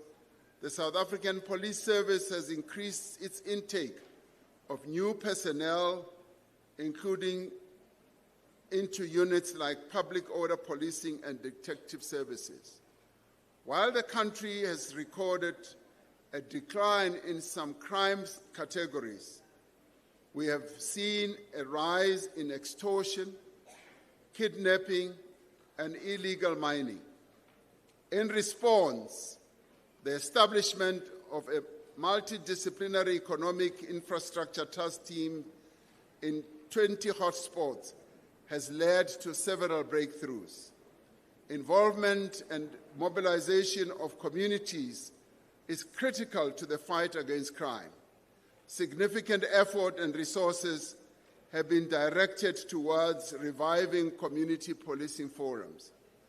ANC branches must be integrally involved in strengthening CPFs and mobilizing communities in crime-fighting campaigns. As we work to rebuild our criminal justice system, we need to act when reports emerge and allegations are made that threaten and undermine the stability and effectiveness of these institutions. In August this year, we established a commission of inquiry headed by Justice Madlanga to investigate allegations about collusion of police and political figures in criminal activity. At the same time, our National Assembly established an ad hoc committee to probe the same allegations. This is necessary to establish the facts through an independent, credible, and thoroughgoing process so that we can ensure that accountability of our institutions and safeguard public confidence in the police service. We are hopeful that the findings and recommendations from these investigations will represent a turning point in our fight against crime and corruption. The integrity and the credibility of our criminal justice system is vital to ongoing efforts to combat crime and corruption. Over the last few years, we've made significant progress in building and strengthening law enforcement agencies, security services, and prosecutorial bodies. In the 3 years since the final report of the State Capture Commission was presented to the President, government has undertaken major reforms based on its recommendations. These include a raft of new laws to strengthen our anti-corruption institutions, to enhance the procurement system, reform the intelligence services, and improve corporate accountability and public administration. The value of assets linked to state capture recovered by the state is now over 16.4 billion rand. These are monies that were misappropriated that have been returned to the state. In 2024, we established the Independent Directorate Against Corruption in the NPA. In August, the National Anti-Corruption Advisory Council handed over its final report recommending the establishment of a permanent, independent, and overarching entity to deal with corruption. One of the most significant recent developments was our country's exit from the Financial Action Task Team grey list. This is good for the integrity and reputation of our financial system and a boost to South Africa's international reputation. Our 55th conference reaffirmed that Africa and its development remain the central objective of the ANC's international perspective and policy. While Africa has some of the fastest growing economies, overall growth is constrained by poor infrastructure, low investment levels, and instability due to conflicts. Many countries are constrained by a substantial debt burden, often spending more on debt interest payments than on education, health, and infrastructure. To accelerate sustainable social development, our continent needs to focus on growing investment and trade, building infrastructure, achieving debt sustainability, and promoting peace and stability. The African Continental Free Trade Area, which entered its operational phase in 2024, presents an unprecedented opportunity for African growth and development. Intra-Africa trade only accounts for about 16% of total trade on the continent. Therefore, increasing trade between African countries through the African Continental Free Trade Area will spur industrialization, attract investment, and encourage development of regional value chains. South Africa is well positioned to benefit from access to a single African market of over 1.4 billion people. With an advanced and diversified economy, developed infrastructure, and mature capital markets, South Africa is an attractive place for companies to locate their African operations. Meaningful social development and economic growth cannot be achieved until we silence the guns on our continent. Despite progress over 3 decades, recent years have seen reversal. There's been a surge of military coups in a number of countries on our continent, in countries such as Mali, Guinea, Sudan, Chad, Burkina Faso, Niger, Gabon, and Madagascar. We have seen devastating conflict in the Sudan, the Eastern Democratic Republic of the Congo, Tigray, and South Sudan. These conflicts have caused thousands of civilian deaths and displaced millions. Many parts of the Sahel region and northern Mozambique have suffered from terrorist attacks and insurgencies. And in line with the international stance of the ANC since 1994, our country has contributed to a number of UN, AU, and SADC peace operations. We have been part of fostering peace in Lesotho, Burundi, South Sudan, and hosted negotiations that brokered ceasefire between the government of Ethiopia and the Tigray People's Liberation Movement.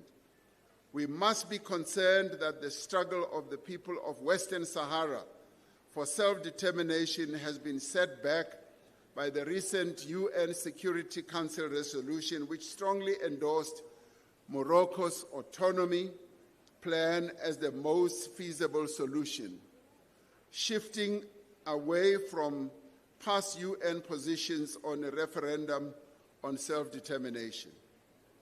This development calls for the intensification of diplomatic efforts to find a path forward that prioritizes the rights and the interests of the people of Western Sahara. The world faces severe interconnected challenges. Climate change crisis is worsening, with billions affected by underdevelopment, inequality, poverty, hunger, and unemployment.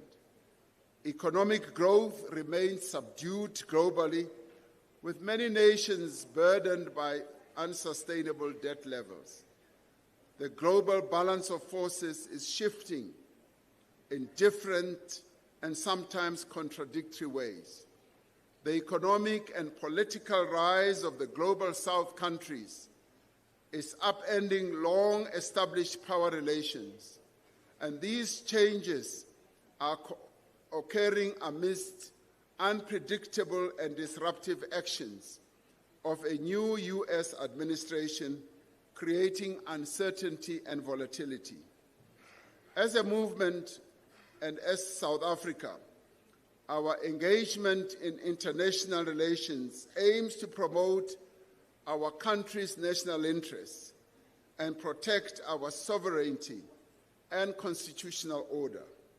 It is aimed at improving the well-being, safety, and prosperity of our people.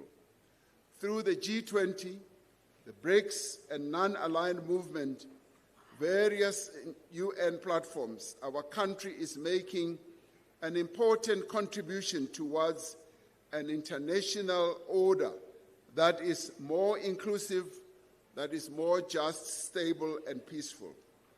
As a country, we used our G20 presidency to promote practical actions to advance the interests of our continent and the global South. Through more than 130 meetings, we engaged on a bold, transformative G20 agenda that resets relations between countries of the North and South, which strengthens multilateral institutions and the rule of law.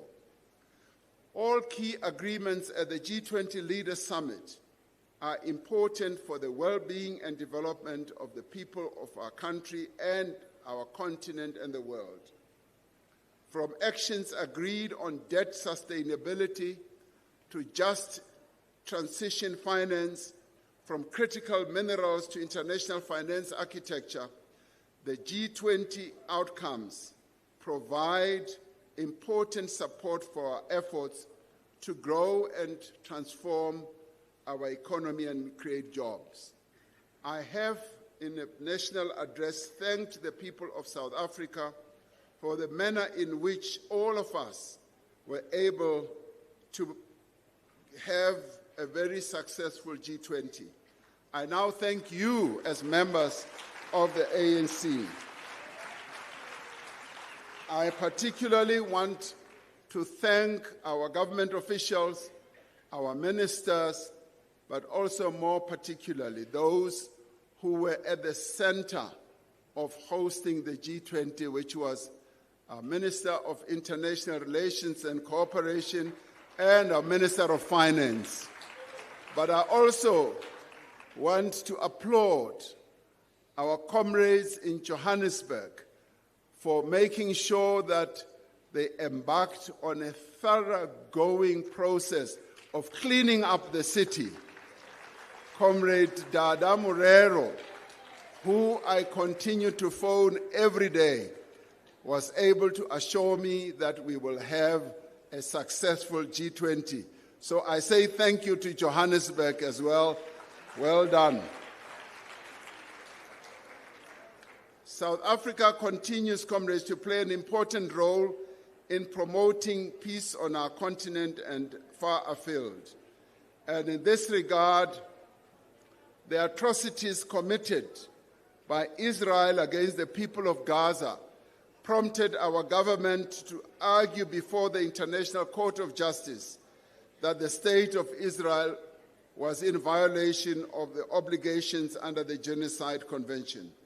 Since the onslaught began in October 2023, more than 70,000 people are known to have been killed in Gaza, most of whom are women and children. South Africa welcomed the agreement on a ceasefire that resulted in the return of hostages and the release of many Palestinian political prisoners. However, it is a matter of grave concern that Israel is breaking the ceasefire almost on a daily basis. Our country continues to call for an immediate end to the assault on Gaza and its people, and for meaningful negotiations to commence towards the establishment of a sovereign Palestinian state existing in peace alongside the State of Israel. Anything short of self-determination and the recognition of the fundamental human rights of the Palestinian people will not be acceptable and will not bring peace to that region. We must be deeply concerned about the horrific suffering caused by the civil war in the Sudan, in which more than 150,000 people are reported to have died. South Africa continues to participate in different peace processes seeking to bring about a just and lasting peace in Ukraine. This includes our involvement in the African Peace Initiative, in which several African leaders visited Ukraine and Russia. Our efforts are informed by commitment to peaceful resolution to various conflicts. All conflicts reveal shortcomings in international mechanisms to maintain peace and security. The UN Security Council, in particular, has shown that it is incapable in its current form of fulfilling its mandate. There is therefore an urgent need for the reform of the UN Security Council and other international institutions to ensure that they are representatives. This is in line with the decisions adopted by the African National Congress at its various conferences. Our reflection on the work of the Renewal Commission, which was decided on by our conference.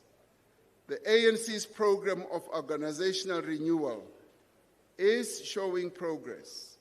The SG will report on this in the medium-term report that he will present shortly. There is still important work to be done, and the movement must continue to attend to both organizational and ideological renewal. And unless the ANC succeeds in renewing itself, we will perish. We must build better and activist branches. We must revive sectorial work.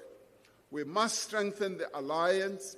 We must reassert ANC values and principles and strengthen organizational integrity. The ANC appointed the first Renewal Commission during 2017 and 2022 term, with a main brief to develop an ANC Vision 2032. The discussion document on the vision was completed and presented to the NEC and the National Conference in 2022. Vision 2032 will be made available to NGC delegates to consider as part of their commission deliberations. The second Renewal Commission highlights the need to continue strengthening the key elements as parts of renewal. And these include organizational design, cadre development, integrity, and revolutionary morality. As we proceed towards the 120th anniversary of the ANC, the Renewal Commission recommends specific areas for attention and focus. Firstly, to eradicate factionalism and patronage by intensifying efforts to build unity in our ranks. Secondly, to reassert political discipline and cadre accountability by becoming more systematic and vigorous in ensuring accountability. Thirdly, to modernize and streamline organizational processes to make them more efficient and accessible. And fourthly, to strengthen ideological training and leadership skills by intensifying political education, which is currently underway. Fifthly, to diversify and broaden the demographic composition of our leadership structures. And lastly, to enhance the integrity and candidate lists by strengthening transparency in candidate selection processes. We also need to reinvigorate the alliance by creating and strengthening alliance forums for discussing ideology and strategy.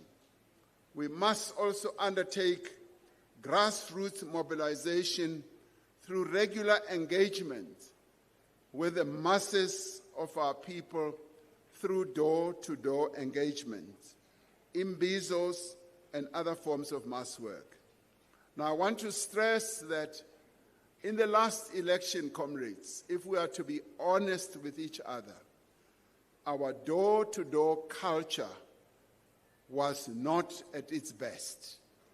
We did not do vigorous door-to-door. And as a result, on election day, that's why we saw so many people staying away from the polls.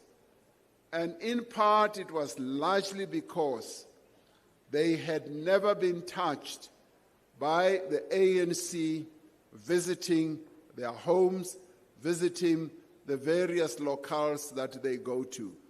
We must therefore, as we approach the next local government elections, ensure that we go back to basics. We go back to what has made us a strong organization, being closely connected and rooted with our people. There is also a need for us to renew our values and political culture by reintroducing meaningful initiatives to engage communities and serve the people. We need to encourage a culture of humility and modesty amongst our leaders.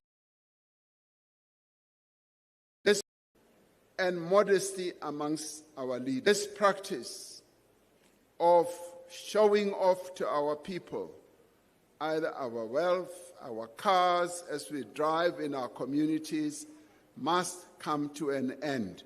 The ANC serves the people. This NGC should elaborate on specific actions to be taken under each focus area.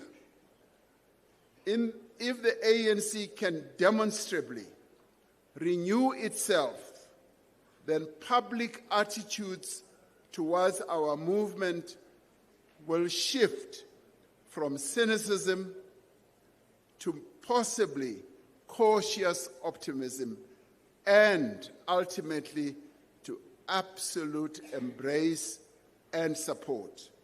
We have to earn that trust through our actions, not our words. The world is changing in unprecedented ways, with both challenges and opportunities for our country as well. It falls on the African National Congress to provide leadership. The brave women and men of the Congress of the People pledged to strive together, sparing neither strength nor courage until democratic changes set out in the Freedom Charter have been won, struggling together side by side. That remains our solemn commitment even today. We should now move forward to the complete realization of the National Democratic Revolution. And as we renew our movement, we should be able to get that support back from our people. It is now, as Madiba used to say, in our hands for us to renew and to rebuild the ANC. And we need to move forward to a united, non-racial, non-sexist, democratic, and may I stress, prosperous South Africa. I thank you, comrades.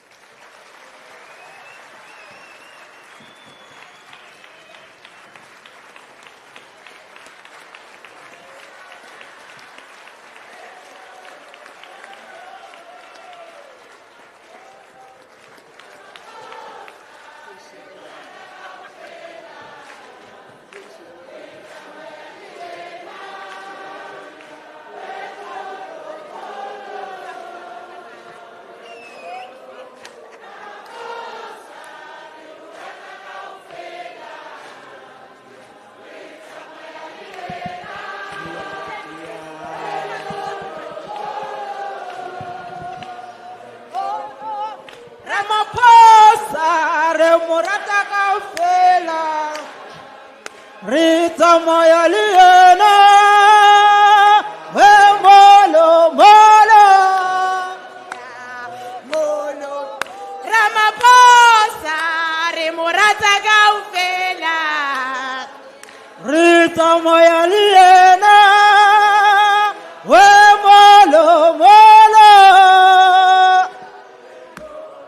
Amandla.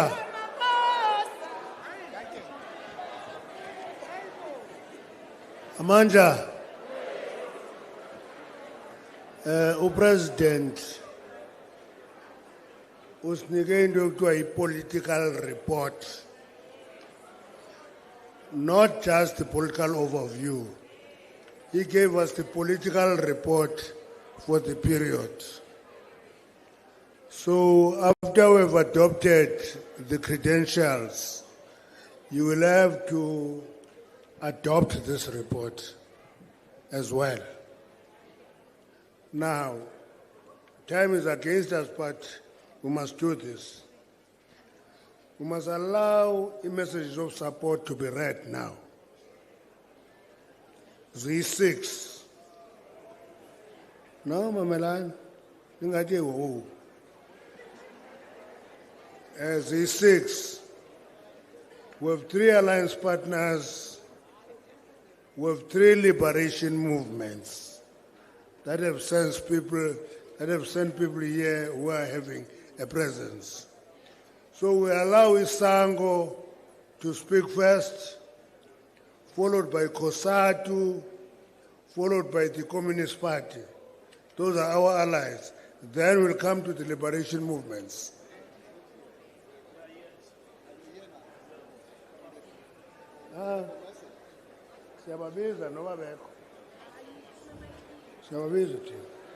Sango, where is COSATU? Sondela Chazingi. Sondela Zingi. Ube solandela party.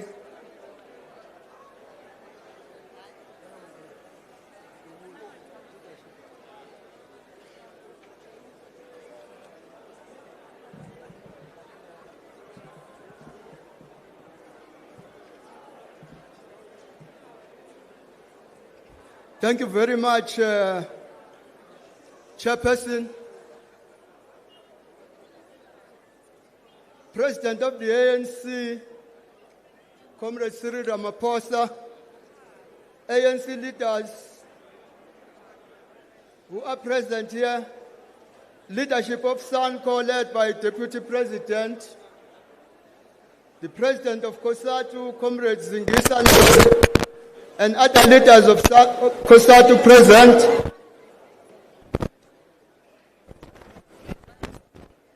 General Secretary of the SACP, although I've not seen him, Comrade Mapaila and other leaders of the SACP present. Leaders of the ANC Women's League, leaders of ANC Youth League, PYA, MDM structures present, and all the invited guests present here. Sinesiqubulo sethu kwisanko esithi asikhulumi ngesikuzwile, sikhuluma ngesikubonile, sikhuluma ngesikwaziyo.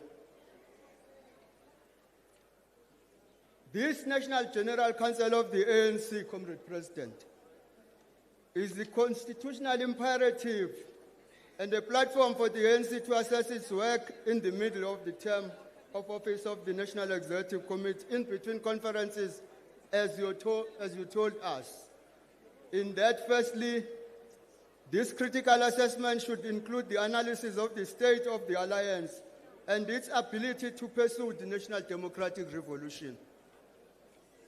Secondly, it must also deal with the assessment of the program of action that the ANC adopted and instructed government to implement in accordance with the work of the ANC subcommittees. Lastly, it is the political program of the ANC to renew itself to become an even more powerful instrument to drive the transformation agenda.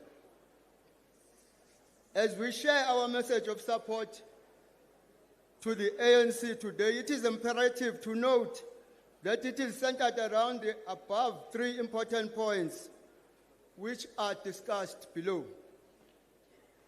As we share our message of support to the ANC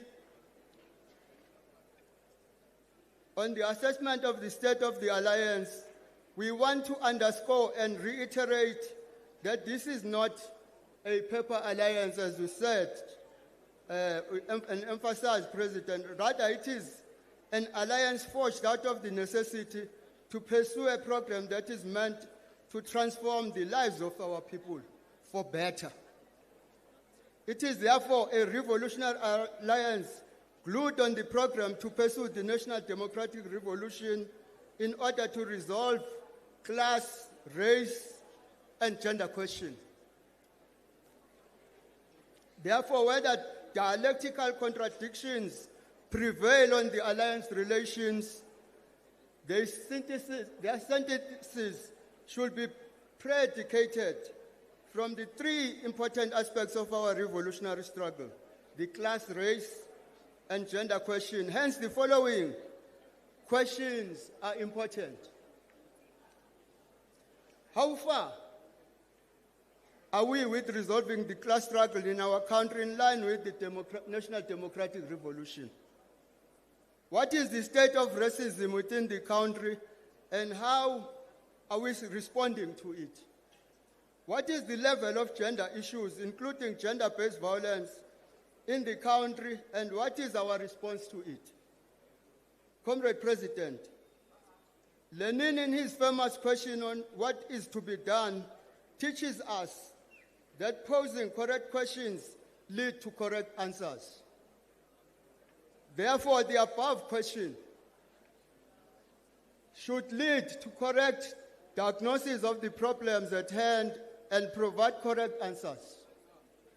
The correct answers will also help us to understand whether it is the right time for us to entertain disunity, or we should close ranks against all forms of wage drivers, who, in my view, seek to weaken the ability of the alliance to pursue the national democratic revolution. Anything or anyone who contributes to the disunity of the alliance is actually derailing the NDR and contributing to counter-revolution.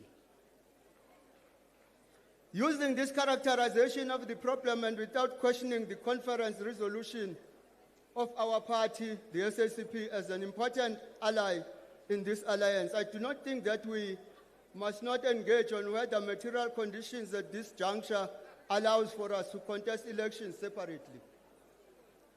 If we allow this to happen, what will be the perspective of society of the ideological standing of the alliance, the NDR? I'm pleading with all of us, particularly our alliance partner, SACP, that we perhaps allow space as allies to engage on this matter with the view to agree on compromises from all alliance partners. I therefore urge that we urgently convene the alliance summit to discuss and agree on the program and resolve our differences moving forward. We have a position on that. We are not going there to listen, we will engage. On the work of the ANC, both at organizational level and the government, this work is about service delivery, and it is very close to SANCO constituents. How we are assessed as SANCO by our constituents is highly dependent on the performance of the ANC-led government, especially delivery of service to the people. Therefore, the deteriorating socio-economic state of the country, which further exacerbates the triple challenges of poverty, unemployment, inequality, affect our work as SANCO severely, because we are on the ground to campaign for the ANC. This, as indicated above, has a negative impact not only to the ANC relationship with the people, but it affects SANCO's relationship with the people, because we rally them behind the ANC under the pretext of better service, delivery, and pursuit of the NDR. We are here to call on the ANC to not only review its strategy on delivery of services, but also to find quick and lasting solutions in order to regain the trust and support of the people. Lastly, on the question of renewal, apart from the delivery issues that we alluded above, the people of South Africa are aware that the ANC over years driven a vigorous program of transformation in the country. This includes all aspects of our struggle and touches in most of our Freedom Charter promises. This ranges from education, culture, land, laws, legislation, labor laws, comprehensive social security program, housing, water provision and electrification, infrastructure development, etc. We moved previously oppressed, mainly blacks, from 20 to above 90 in some aspect of delivery in this regard. Moreover, we commend the ANC for maintaining its political posture international and therefore making significant strides in fully participating in the global economic platforms such as the BRICS and the recent G20. Comrade President, we believe that the ANC has done well in this regard. However, the pace of service delivery must be accelerated in order to do more. As part of renewing the organization, we must look at the following 4 principles of running the organization, taking from Amical Cabral and through the eyes of the needle, the police of the ANC.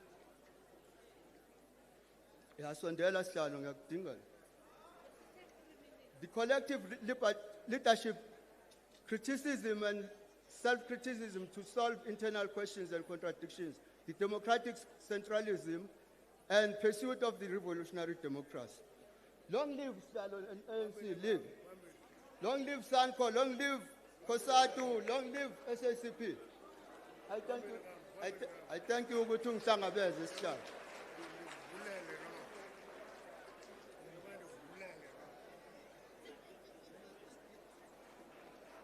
Mandla,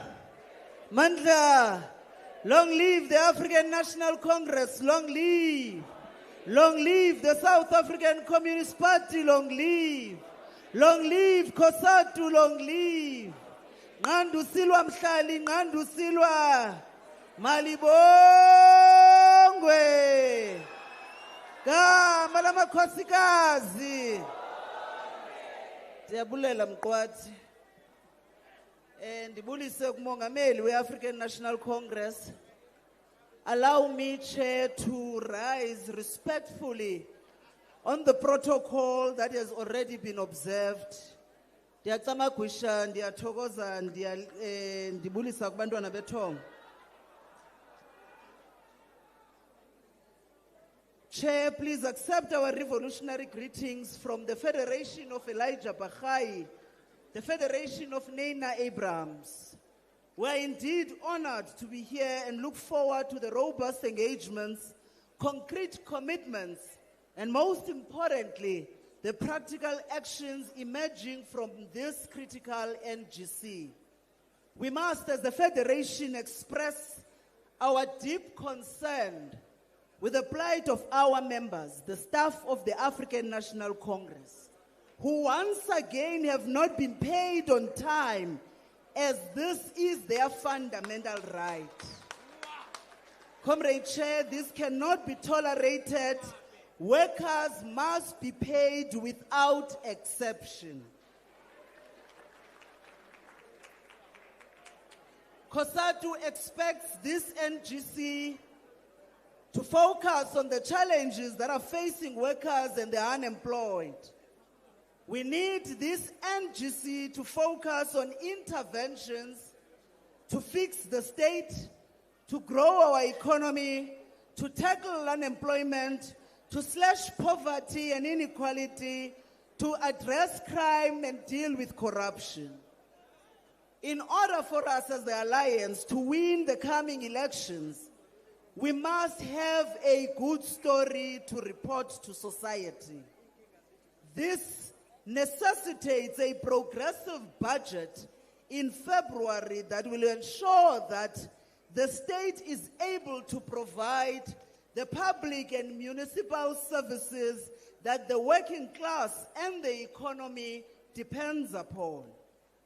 We must revive the bold commitments that have been made in the ANC-NEC January Lekgotla on a new mass industrial and small-medium enterprises finance packaging.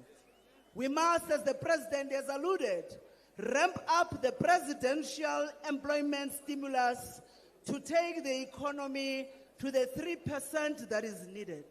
We must also be able to slash unemployment and provide a pathway to for the employment of 12 million people that are unemployed.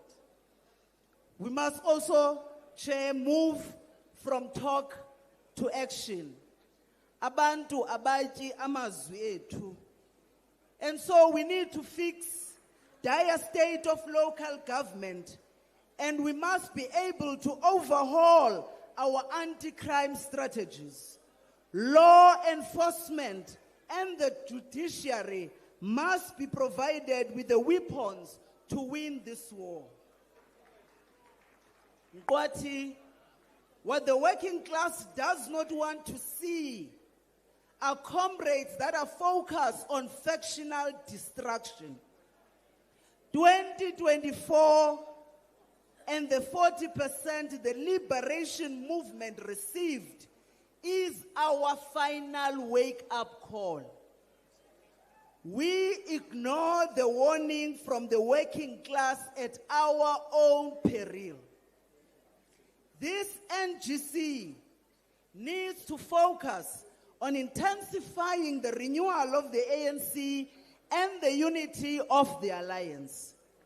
And we must say, only a coherent and united alliance can emerge victorious in the most difficult local elections to date in 2026.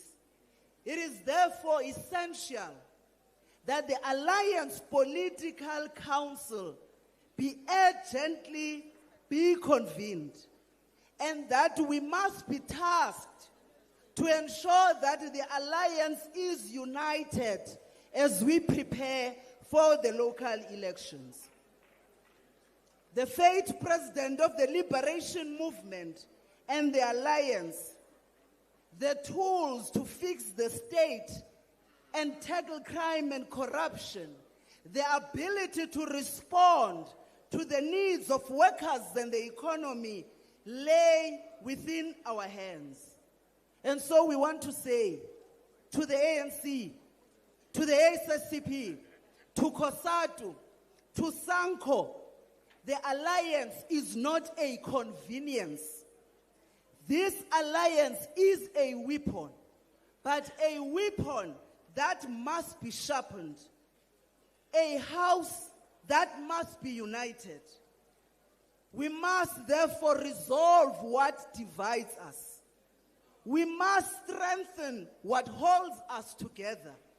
We must win the local government elections, not for leaders, but for the working class. And so we are saying, it is up to us here collectively to rise to the occasion, to provide society the leadership it is so desperately seeks. And we dare not fail, because history will not forgive us when we do. And we want to say, as the Federation of Elijah Bahai, of Nana Abrahams, we will remain a tried and tested ally in this struggle. Thank you very much, Chair.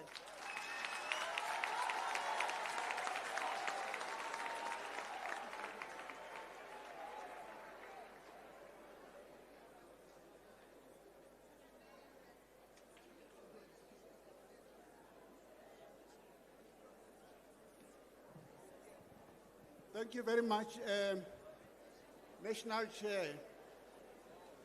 Must I also follow suit and stand on the protocol as it has been announced? First of all, I just want to indicate that the General Secretary is not with us today because there's a clash in our program. But we have prioritized this NGC because we have allowed him to go and attend to something, and the 5 of us are here as officials. All right, President, I just want to start before I say anything, to start from the bottom. And thank you very much and your government for having convened a successful G20 conference. Not only about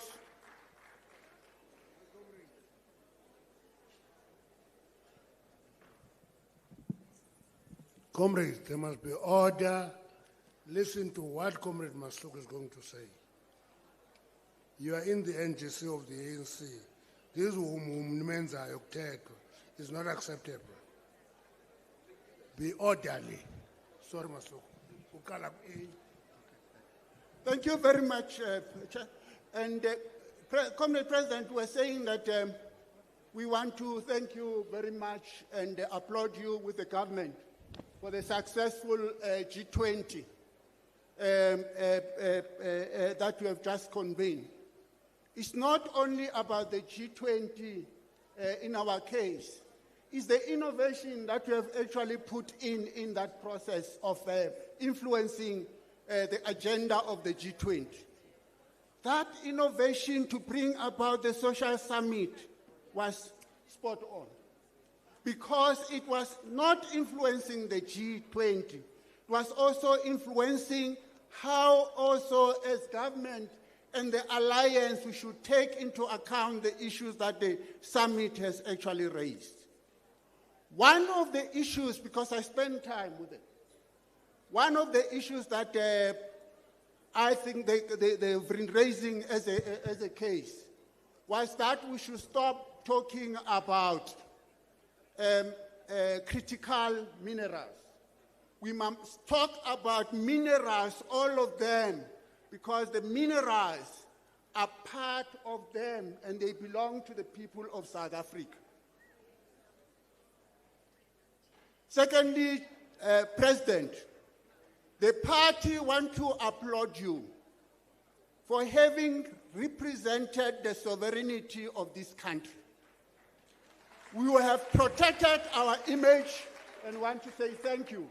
Your stance in relation to what we stand for as a country was communicated directly to anyone, to everyone else. And Comrade President, the G20, and not just that act, has allowed us to be able to realize that US cannot dictate into the world. There are a number of alternatives that we can engage in terms of engaging our future. They don't have a hold in us. And for that reason, I want to thank you also for the initiative that you have actually taken to diversify your relationship with China, with all the other countries, with India, and all the other countries that you have been involved in. We're seeing you this week. We are in Mozambique. And we are saying, extend it to Cuba, extend it to Venezuela, extend it to Western Sahara.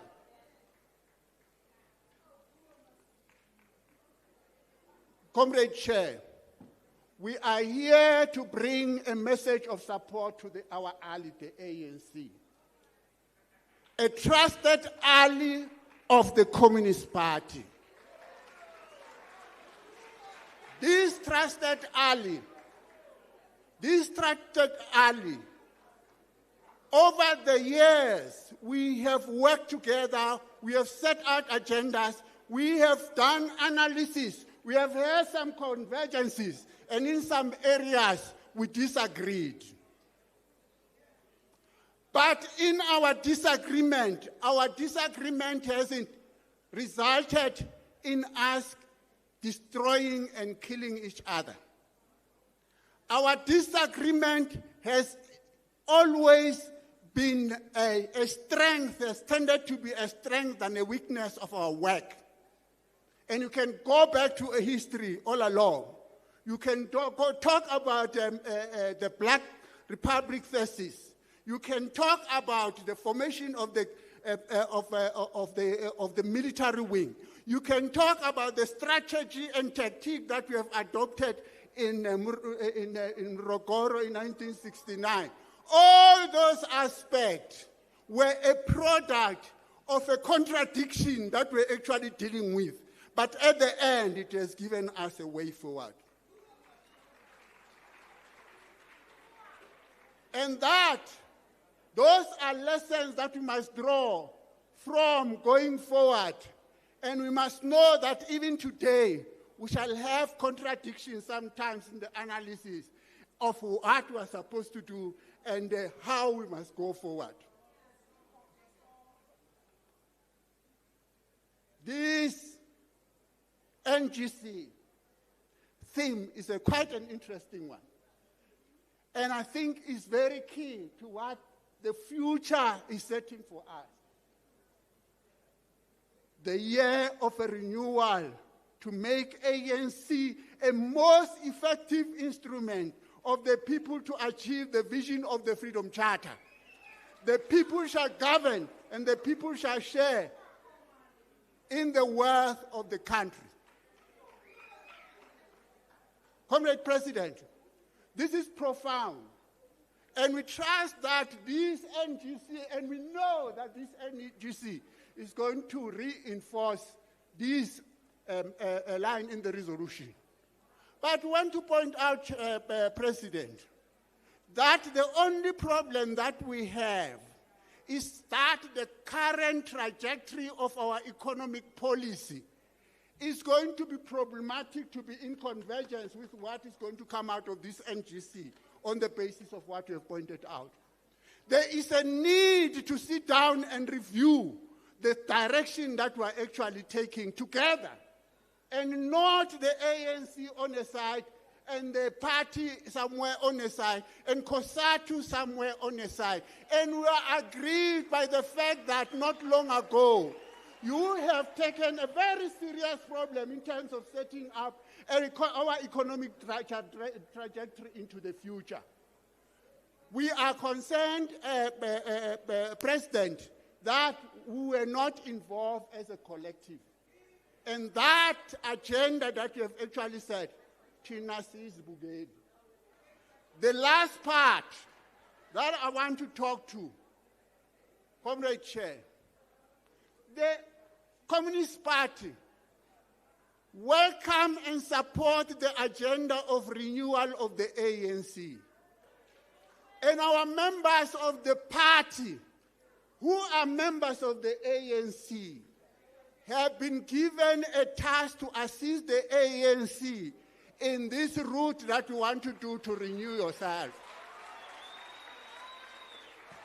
But at the same time, we have gone as a party beyond that to say the renewal of the ANC and the renewal of the party as you have adopted it and the renewal of the COSATU is not enough. There must be the reconfiguration of the alliance itself. But, comrades, the reconfiguration of the alliance wasn't messed up by members of the party or the members of the ANC and the general members of COSATU.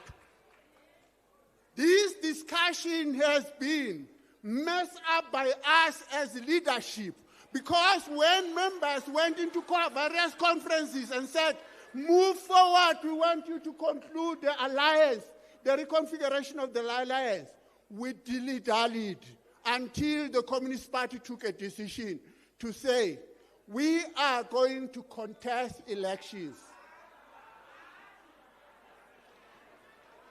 And the contestation of elections, comrade, it is important, this aspect that I want to speak to, comrade, will assist you because this NGC is going to interrogate that. You have said initially here, the president said, and the president of COSATU said, we mustn't make our decision on the basis of emotions. We must listen to each other.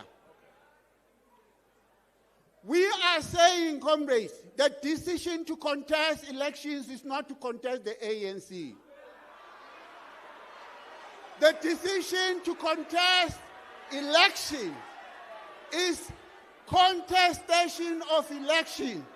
And this matter, comrade, is a very critical matter because it has to do with the existential being of the party. Because if the party cannot introduce socialism as a path, its existence will mean nothing. So these elections are meant to do that. And as I close, Chair, our members will be on the ground assisting the ANC to strengthen itself as members of the ANC to win elections. But at the same time, they've got a task of building a socialist movement, and they will be driving that socialist movement to elections. Mandla!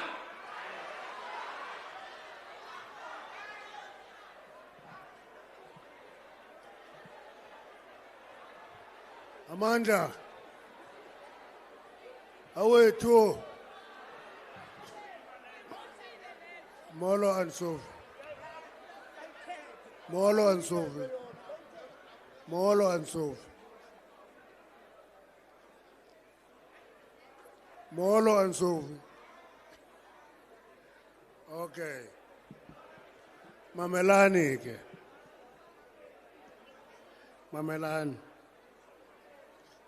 The most important thing about a gathering of this nature is that you listen to what you like, you also listen to what you don't like. You have a duty to listen to every view. Now, we have a contradiction there stand up now because the translator into forward mobility. Before we break for lunch, sizawucela the following comrades abathunywe ziipati zabo. John Lukando weSwapo. Niyazi iSwapo? YaseNamibia. Comrade Lukando uzawulandelwa nguComrade Sithembiso Nyoni weZANU-PF ngapha eZimbabwe. Niyazi ZANU-PF? Oh, nambalwa ngokabayaziyo. Then kuzawuthetha uST weFrelimo, uComrade Chaki Abubakar. Ezo zii-liberation movement ezithumele i-members the-Central Committee to this NGC. Thank you, comrade.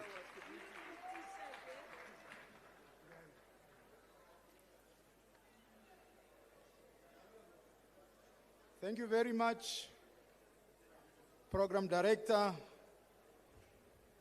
and our National Chairperson of ANC, Comrade Ngwende Simpson Matashe.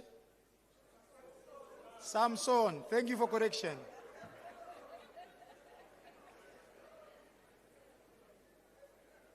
The President of ANC and of the Republic of Namibia, of South Africa.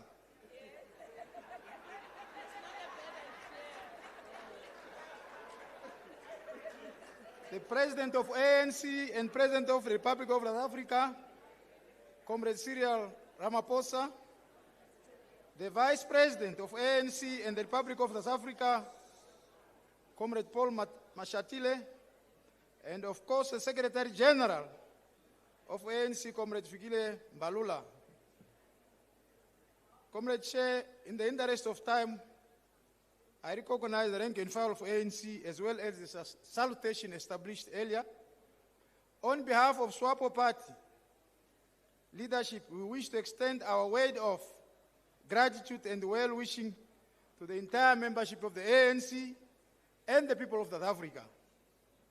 The President of SWAPO Party and that of the Republic of Namibia, Her Excellency Netumbo Nandi Ndaitwah, on behalf of our liberation movement, SWAPO Party, acknowledge and highly appreciate the invitation to this generous historic event of ANC.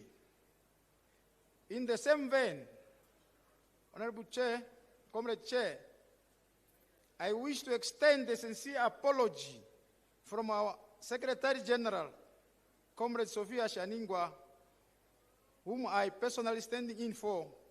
She wanted to be part of this historic gathering, but due to pressing commitment back home, as a week ago, we had a historic regional elections and municipal where her commitment is required in terms of deployment and secondment of elected office bearer to the second and the third tier of our national government. Therefore, accept her apology. Your Excellency, Comrade President, this noble invitation and convening of ANC National General Council coincide with our freshly ended regional and local authority elections, which was held on the 26th of November 2025, on which our governing party, SWAPO, through the election with close to 70% victory in both regional and municipal elections. Therefore, this trajectory victory signifies the trust and loyalty to the people of Namibia, our former liberation movement, SWAPO Party. Therefore, our attendance at this gathering came at the right time as we prepare to take a post-mortem of our freshly ended elections, as well as preparation of our induction training programs, as the new office bearers will be deployed in key positions at our third and second tier of our government. Therefore, the 4-day session will serve as an introduction to our induction program as we go back home. Our SG opted to send 2 representatives to come and tap wisdom from these noble gatherings. Comrade Chair, I'm therefore accompanied by an esteemed member of Parliament, who is also the deployee of the working class, the National Union of Namibian Workers, NUNW, in the name of Justine Jonas. She's there.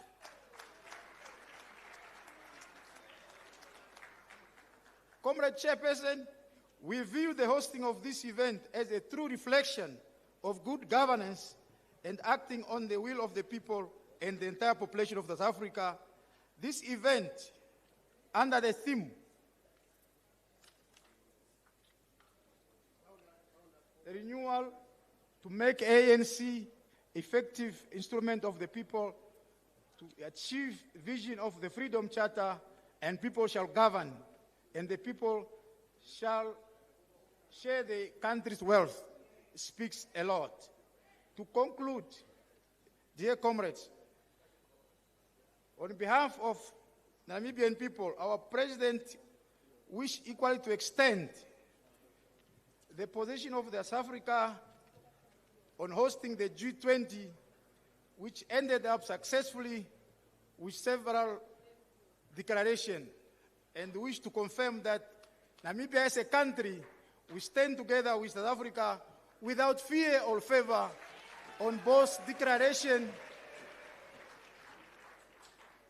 We equally also thank South Africa for hosting the just ended SADC-PA Forum, which was also officiated by the Vice President, Comrade Paul Mashatile, in KZN, of which I was also part of.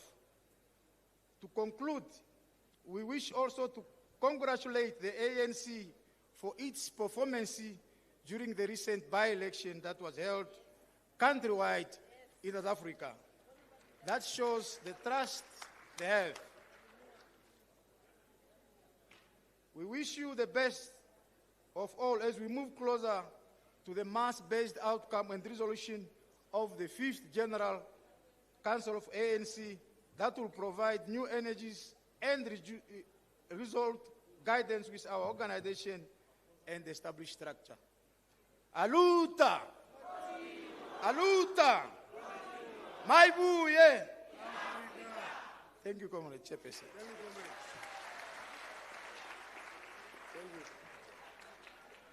Zanupia, it's your turn now. You went in. She's Pisa Gabalo.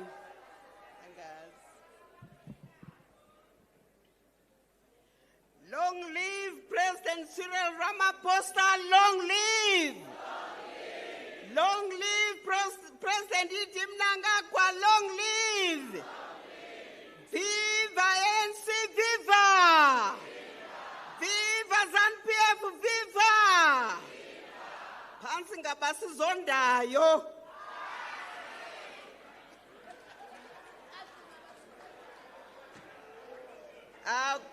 Comrade Matamela Cyril Ramaphosa, the President of the ANC, kindly allow me to write on the protocols already established.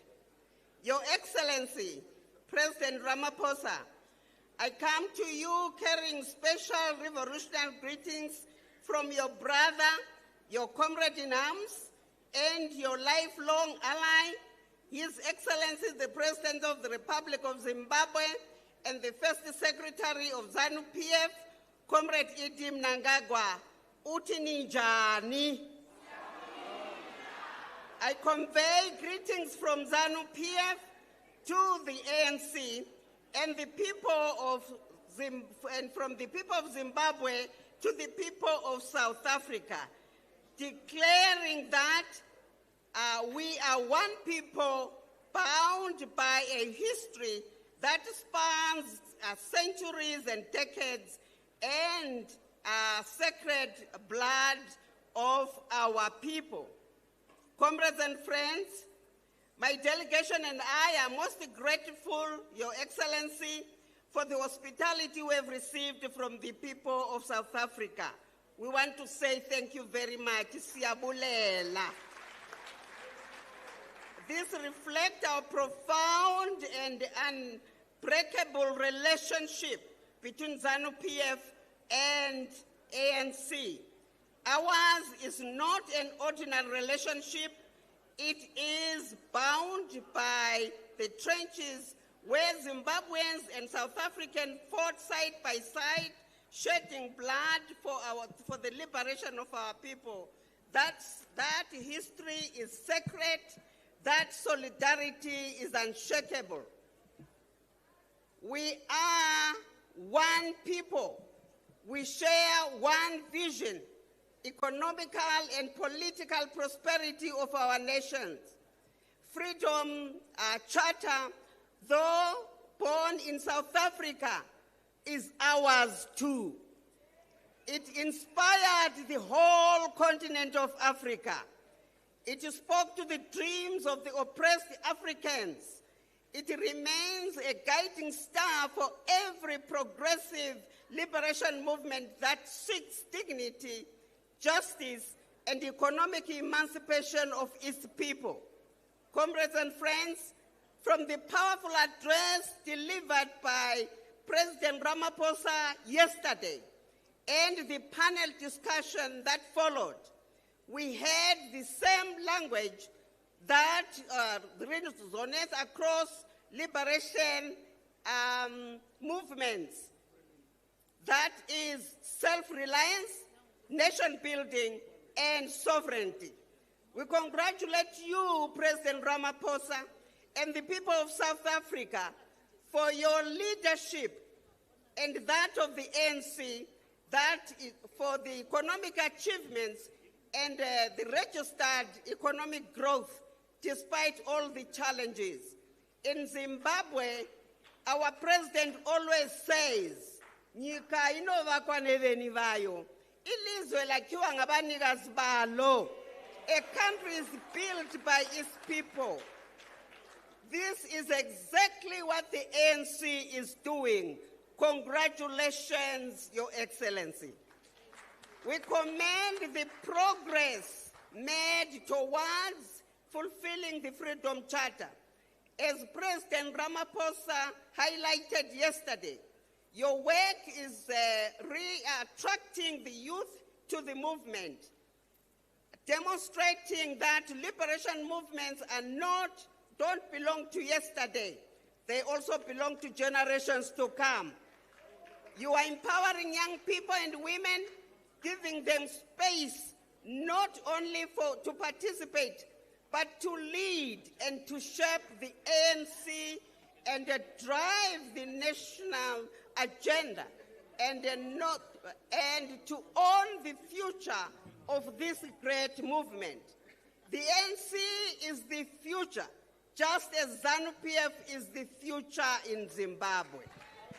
We have made the ANC, you have made the ANC attractive, Your Excellency. Again, a movement of ideas, solutions, hope, and renewal. With these achievements that you continue to register, we say with confidence, the ANC is leading today and will continue to lead for generations to come.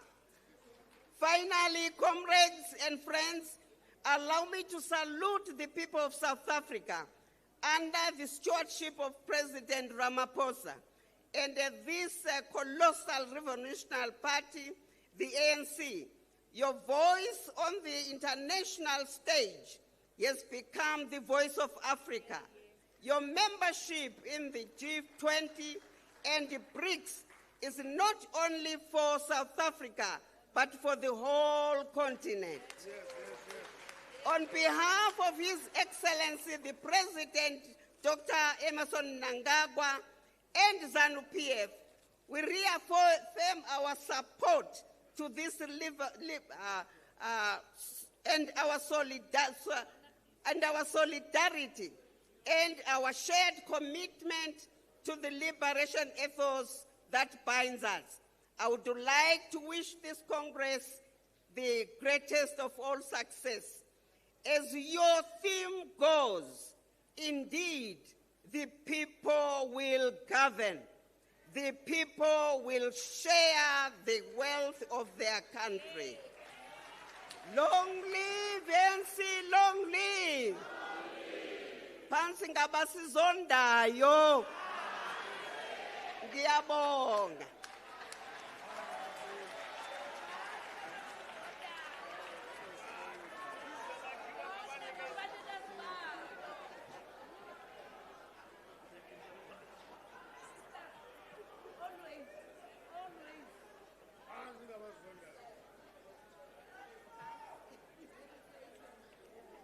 Viva Frelimo, viva! Viva ANC, viva! Thank you. Camarada Chair, Camarada President, allow me to speak in Portuguese. I have this boy here will help me in translation, please.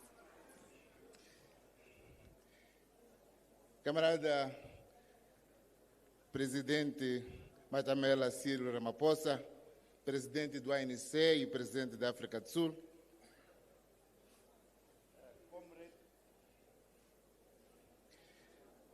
I say, Comrade President Matamela Ciro Ramaphosa, President of ANC and President of South Africa, Comrade Paulo Mashatile, Vice President of ANC and Vice President of South Africa, my brother and my Secretary General of ANC, Camarada Fikile Mbalula, all observe the protocols, dear comrades.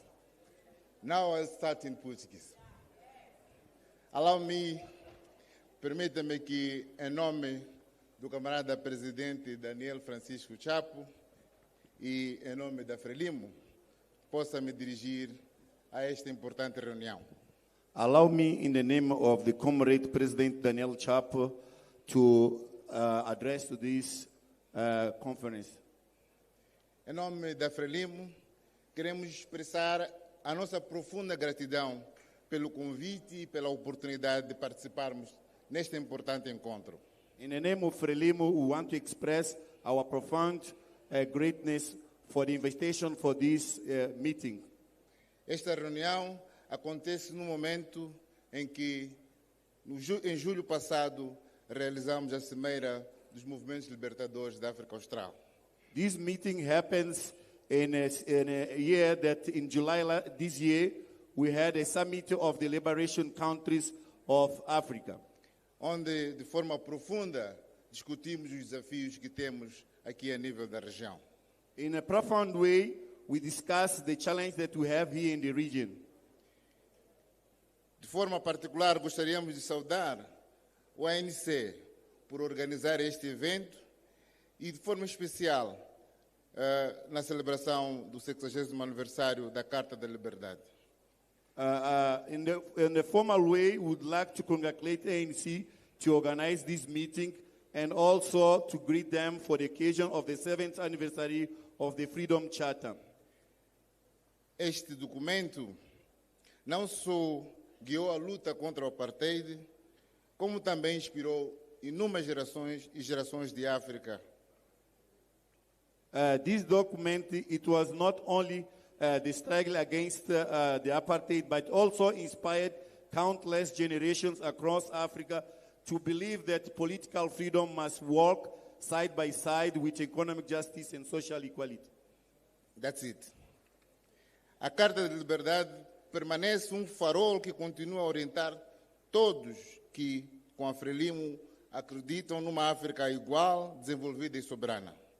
The Freedom Charter remains a beacon that continues to guide all those who, like Frelimo, believe in Africa that is equal, development and sovereign. Por isso, quero tomar esta oportunidade para saudar o camarada Cyril Ramaphosa pelo sucesso do G20. That's why I would like to take this opportunity to congratulate Comrade Cyril Ramaphosa for the success of the G20. Não há dúvida que este sucesso reafirma o compromisso do ANC em implementar as principais decisões da Carta. There is no doubt that this event reaffirms the compromise of ANC to go forward with later. Queremos igualmente agradecer e saudar a visita a Moçambique. We would like also to congratulate and thank for the visit in Mozambique. Foi momento ímpar da nossa história. It was a single moment in our history. Como vizinhos, as neighbors, devemos trabalhar juntos para desenvolver os nossos países. We have to work together to develop our countries. As fronteiras que existem, the borders that are alive, foram impostas pelos outros. They were made by others. Nós somos único povo. We are one people. Por isso temos que continuar a trabalhar juntos. That's why we have to continue working together. Por isso é que gostaríamos de saudar esta reunião. That's why I would like to greet this meeting. Em que a ANC junta pretende de forma profunda discutir de forma aberta os desafios da atualidade. That ANC together wish to discuss in an open way the situation of the ANC. Quero reiterar o nosso compromisso, o compromisso da Frelimo e do presidente Chapo em continuarmos a trabalhar juntos. I would like to call up the compromise of Frelimo and the President Chapo to continue working together.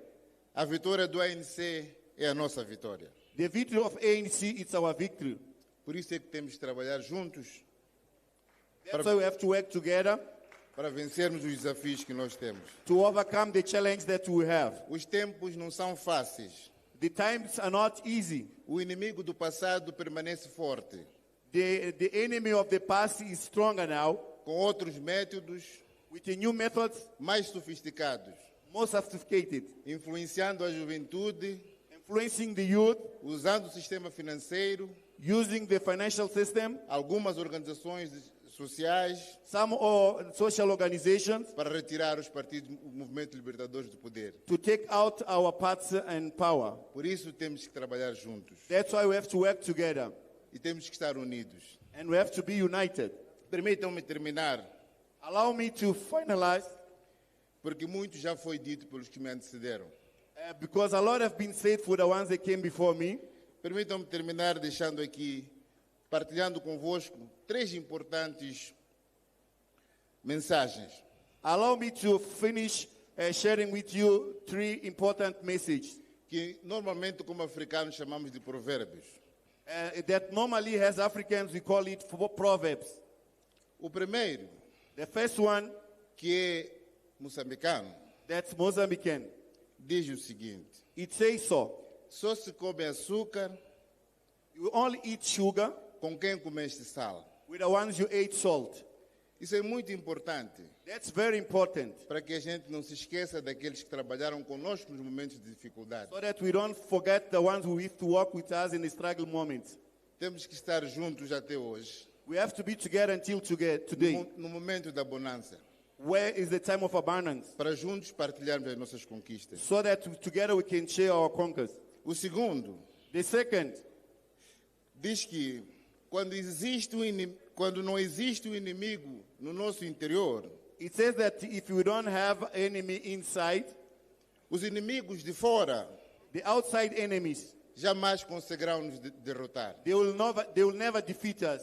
Isso é importante, That's important, porque reforça a nossa união, because it reinforces our union, a nossa coesão. our cohesion. Por mais que tenhamos problemas, Whenever we have problems, por mais que tenhamos desafios, even we have challenge, nunca devemos colocar em causa a nossa união. we never put in curse our union. Nunca devemos colocar em causa a nossa We coesão. never put in case our union.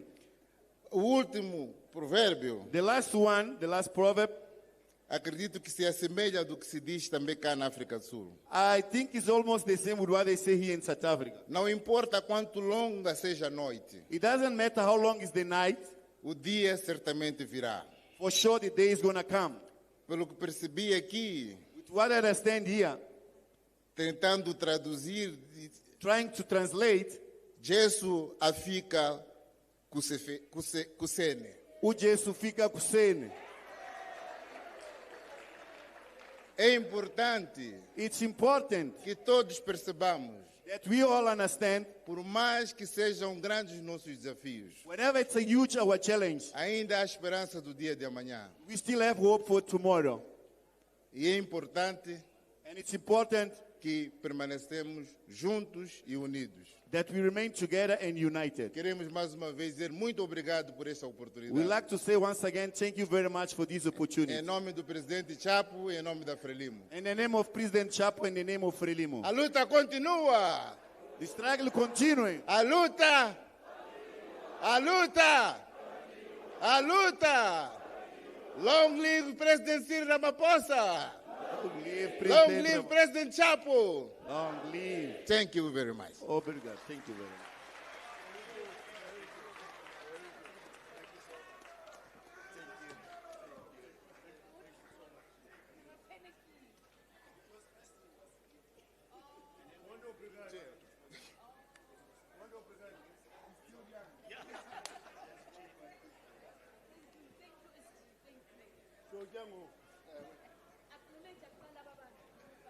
Asundilawula ndiphethe apha. Ndiphethe apha ngokona.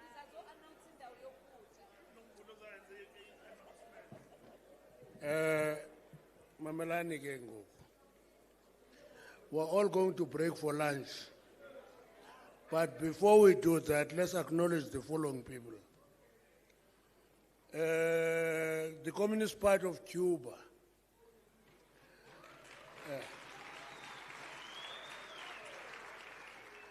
Send a message, and the ambassador of Cuba is here.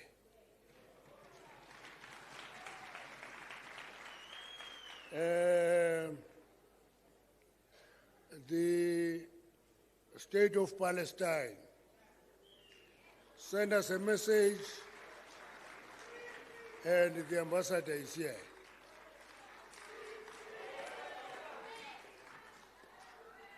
Okay.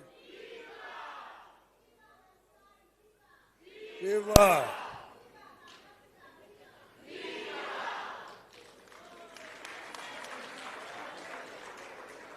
Ipolisario Front. Ndiyayazi ke kuthiwa Polisario Front anizuyazi. Uninzi lwenu zange niye dirhla. Zange niye dirhla. Is a Western Sahara. Isithumele message and ithumele ambassador.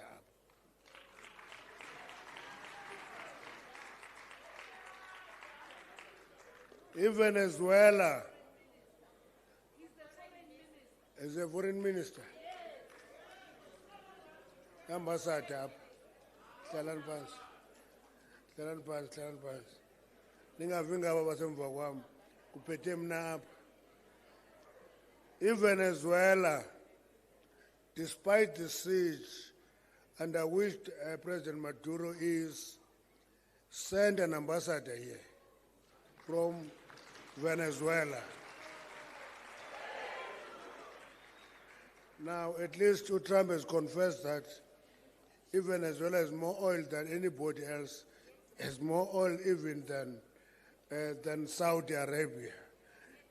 So that is really the issue that is there. Okay. Then let's acknowledge the following ambassadors as Koyo Abba. Algeria ikona.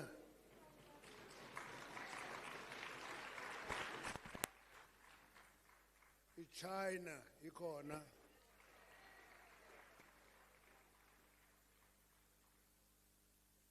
Egypt ikona.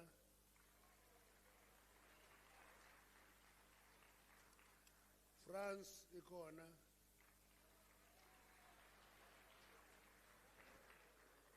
Iran ikona. Nicaragua ikona.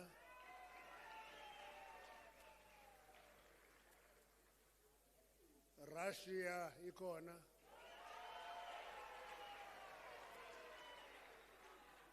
Singapore ithumele ambassador.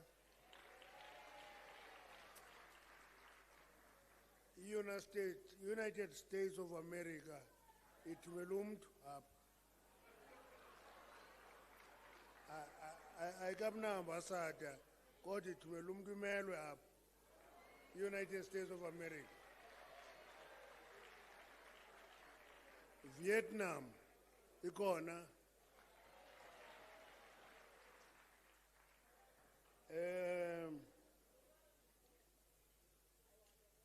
FES Frederick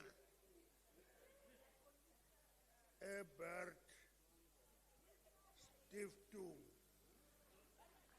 ikona. Young Women of Africa. Young Women of Africa. And Wabun. Okay. Center for Africa Strategy in BRICS. Okay. So we're acknowledging everybody. There's one thing that is important, including alliance partners. You are going to participate fully in the commissions. So you have an opportunity to argue your point in the commission. There will be no chairperson like me to protect you there.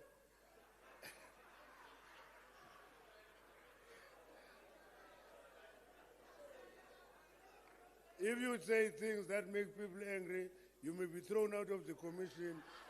I have no control over that. Eh? Okay, let's do this. Let's break for lunch. Mamela, before you announce him and Ted, Nizabalapa at 3:30. So nigga an hour and some minutes because Nibaninzi. No vula announce a venue the lunch. Okay. Amandla, thank you very much, National Chair. The following are the venues for delegates, for guests who are going to be guided by the protocol representatives that have been assigned to our allies and to the guests that the National Chair just acknowledged. The OR Tambo Hall, Free State, Eastern Cape, Gauteng and Limpopo. You will have your lunch at the OR Tambo Hall. And next to the OR Tambo Hall, which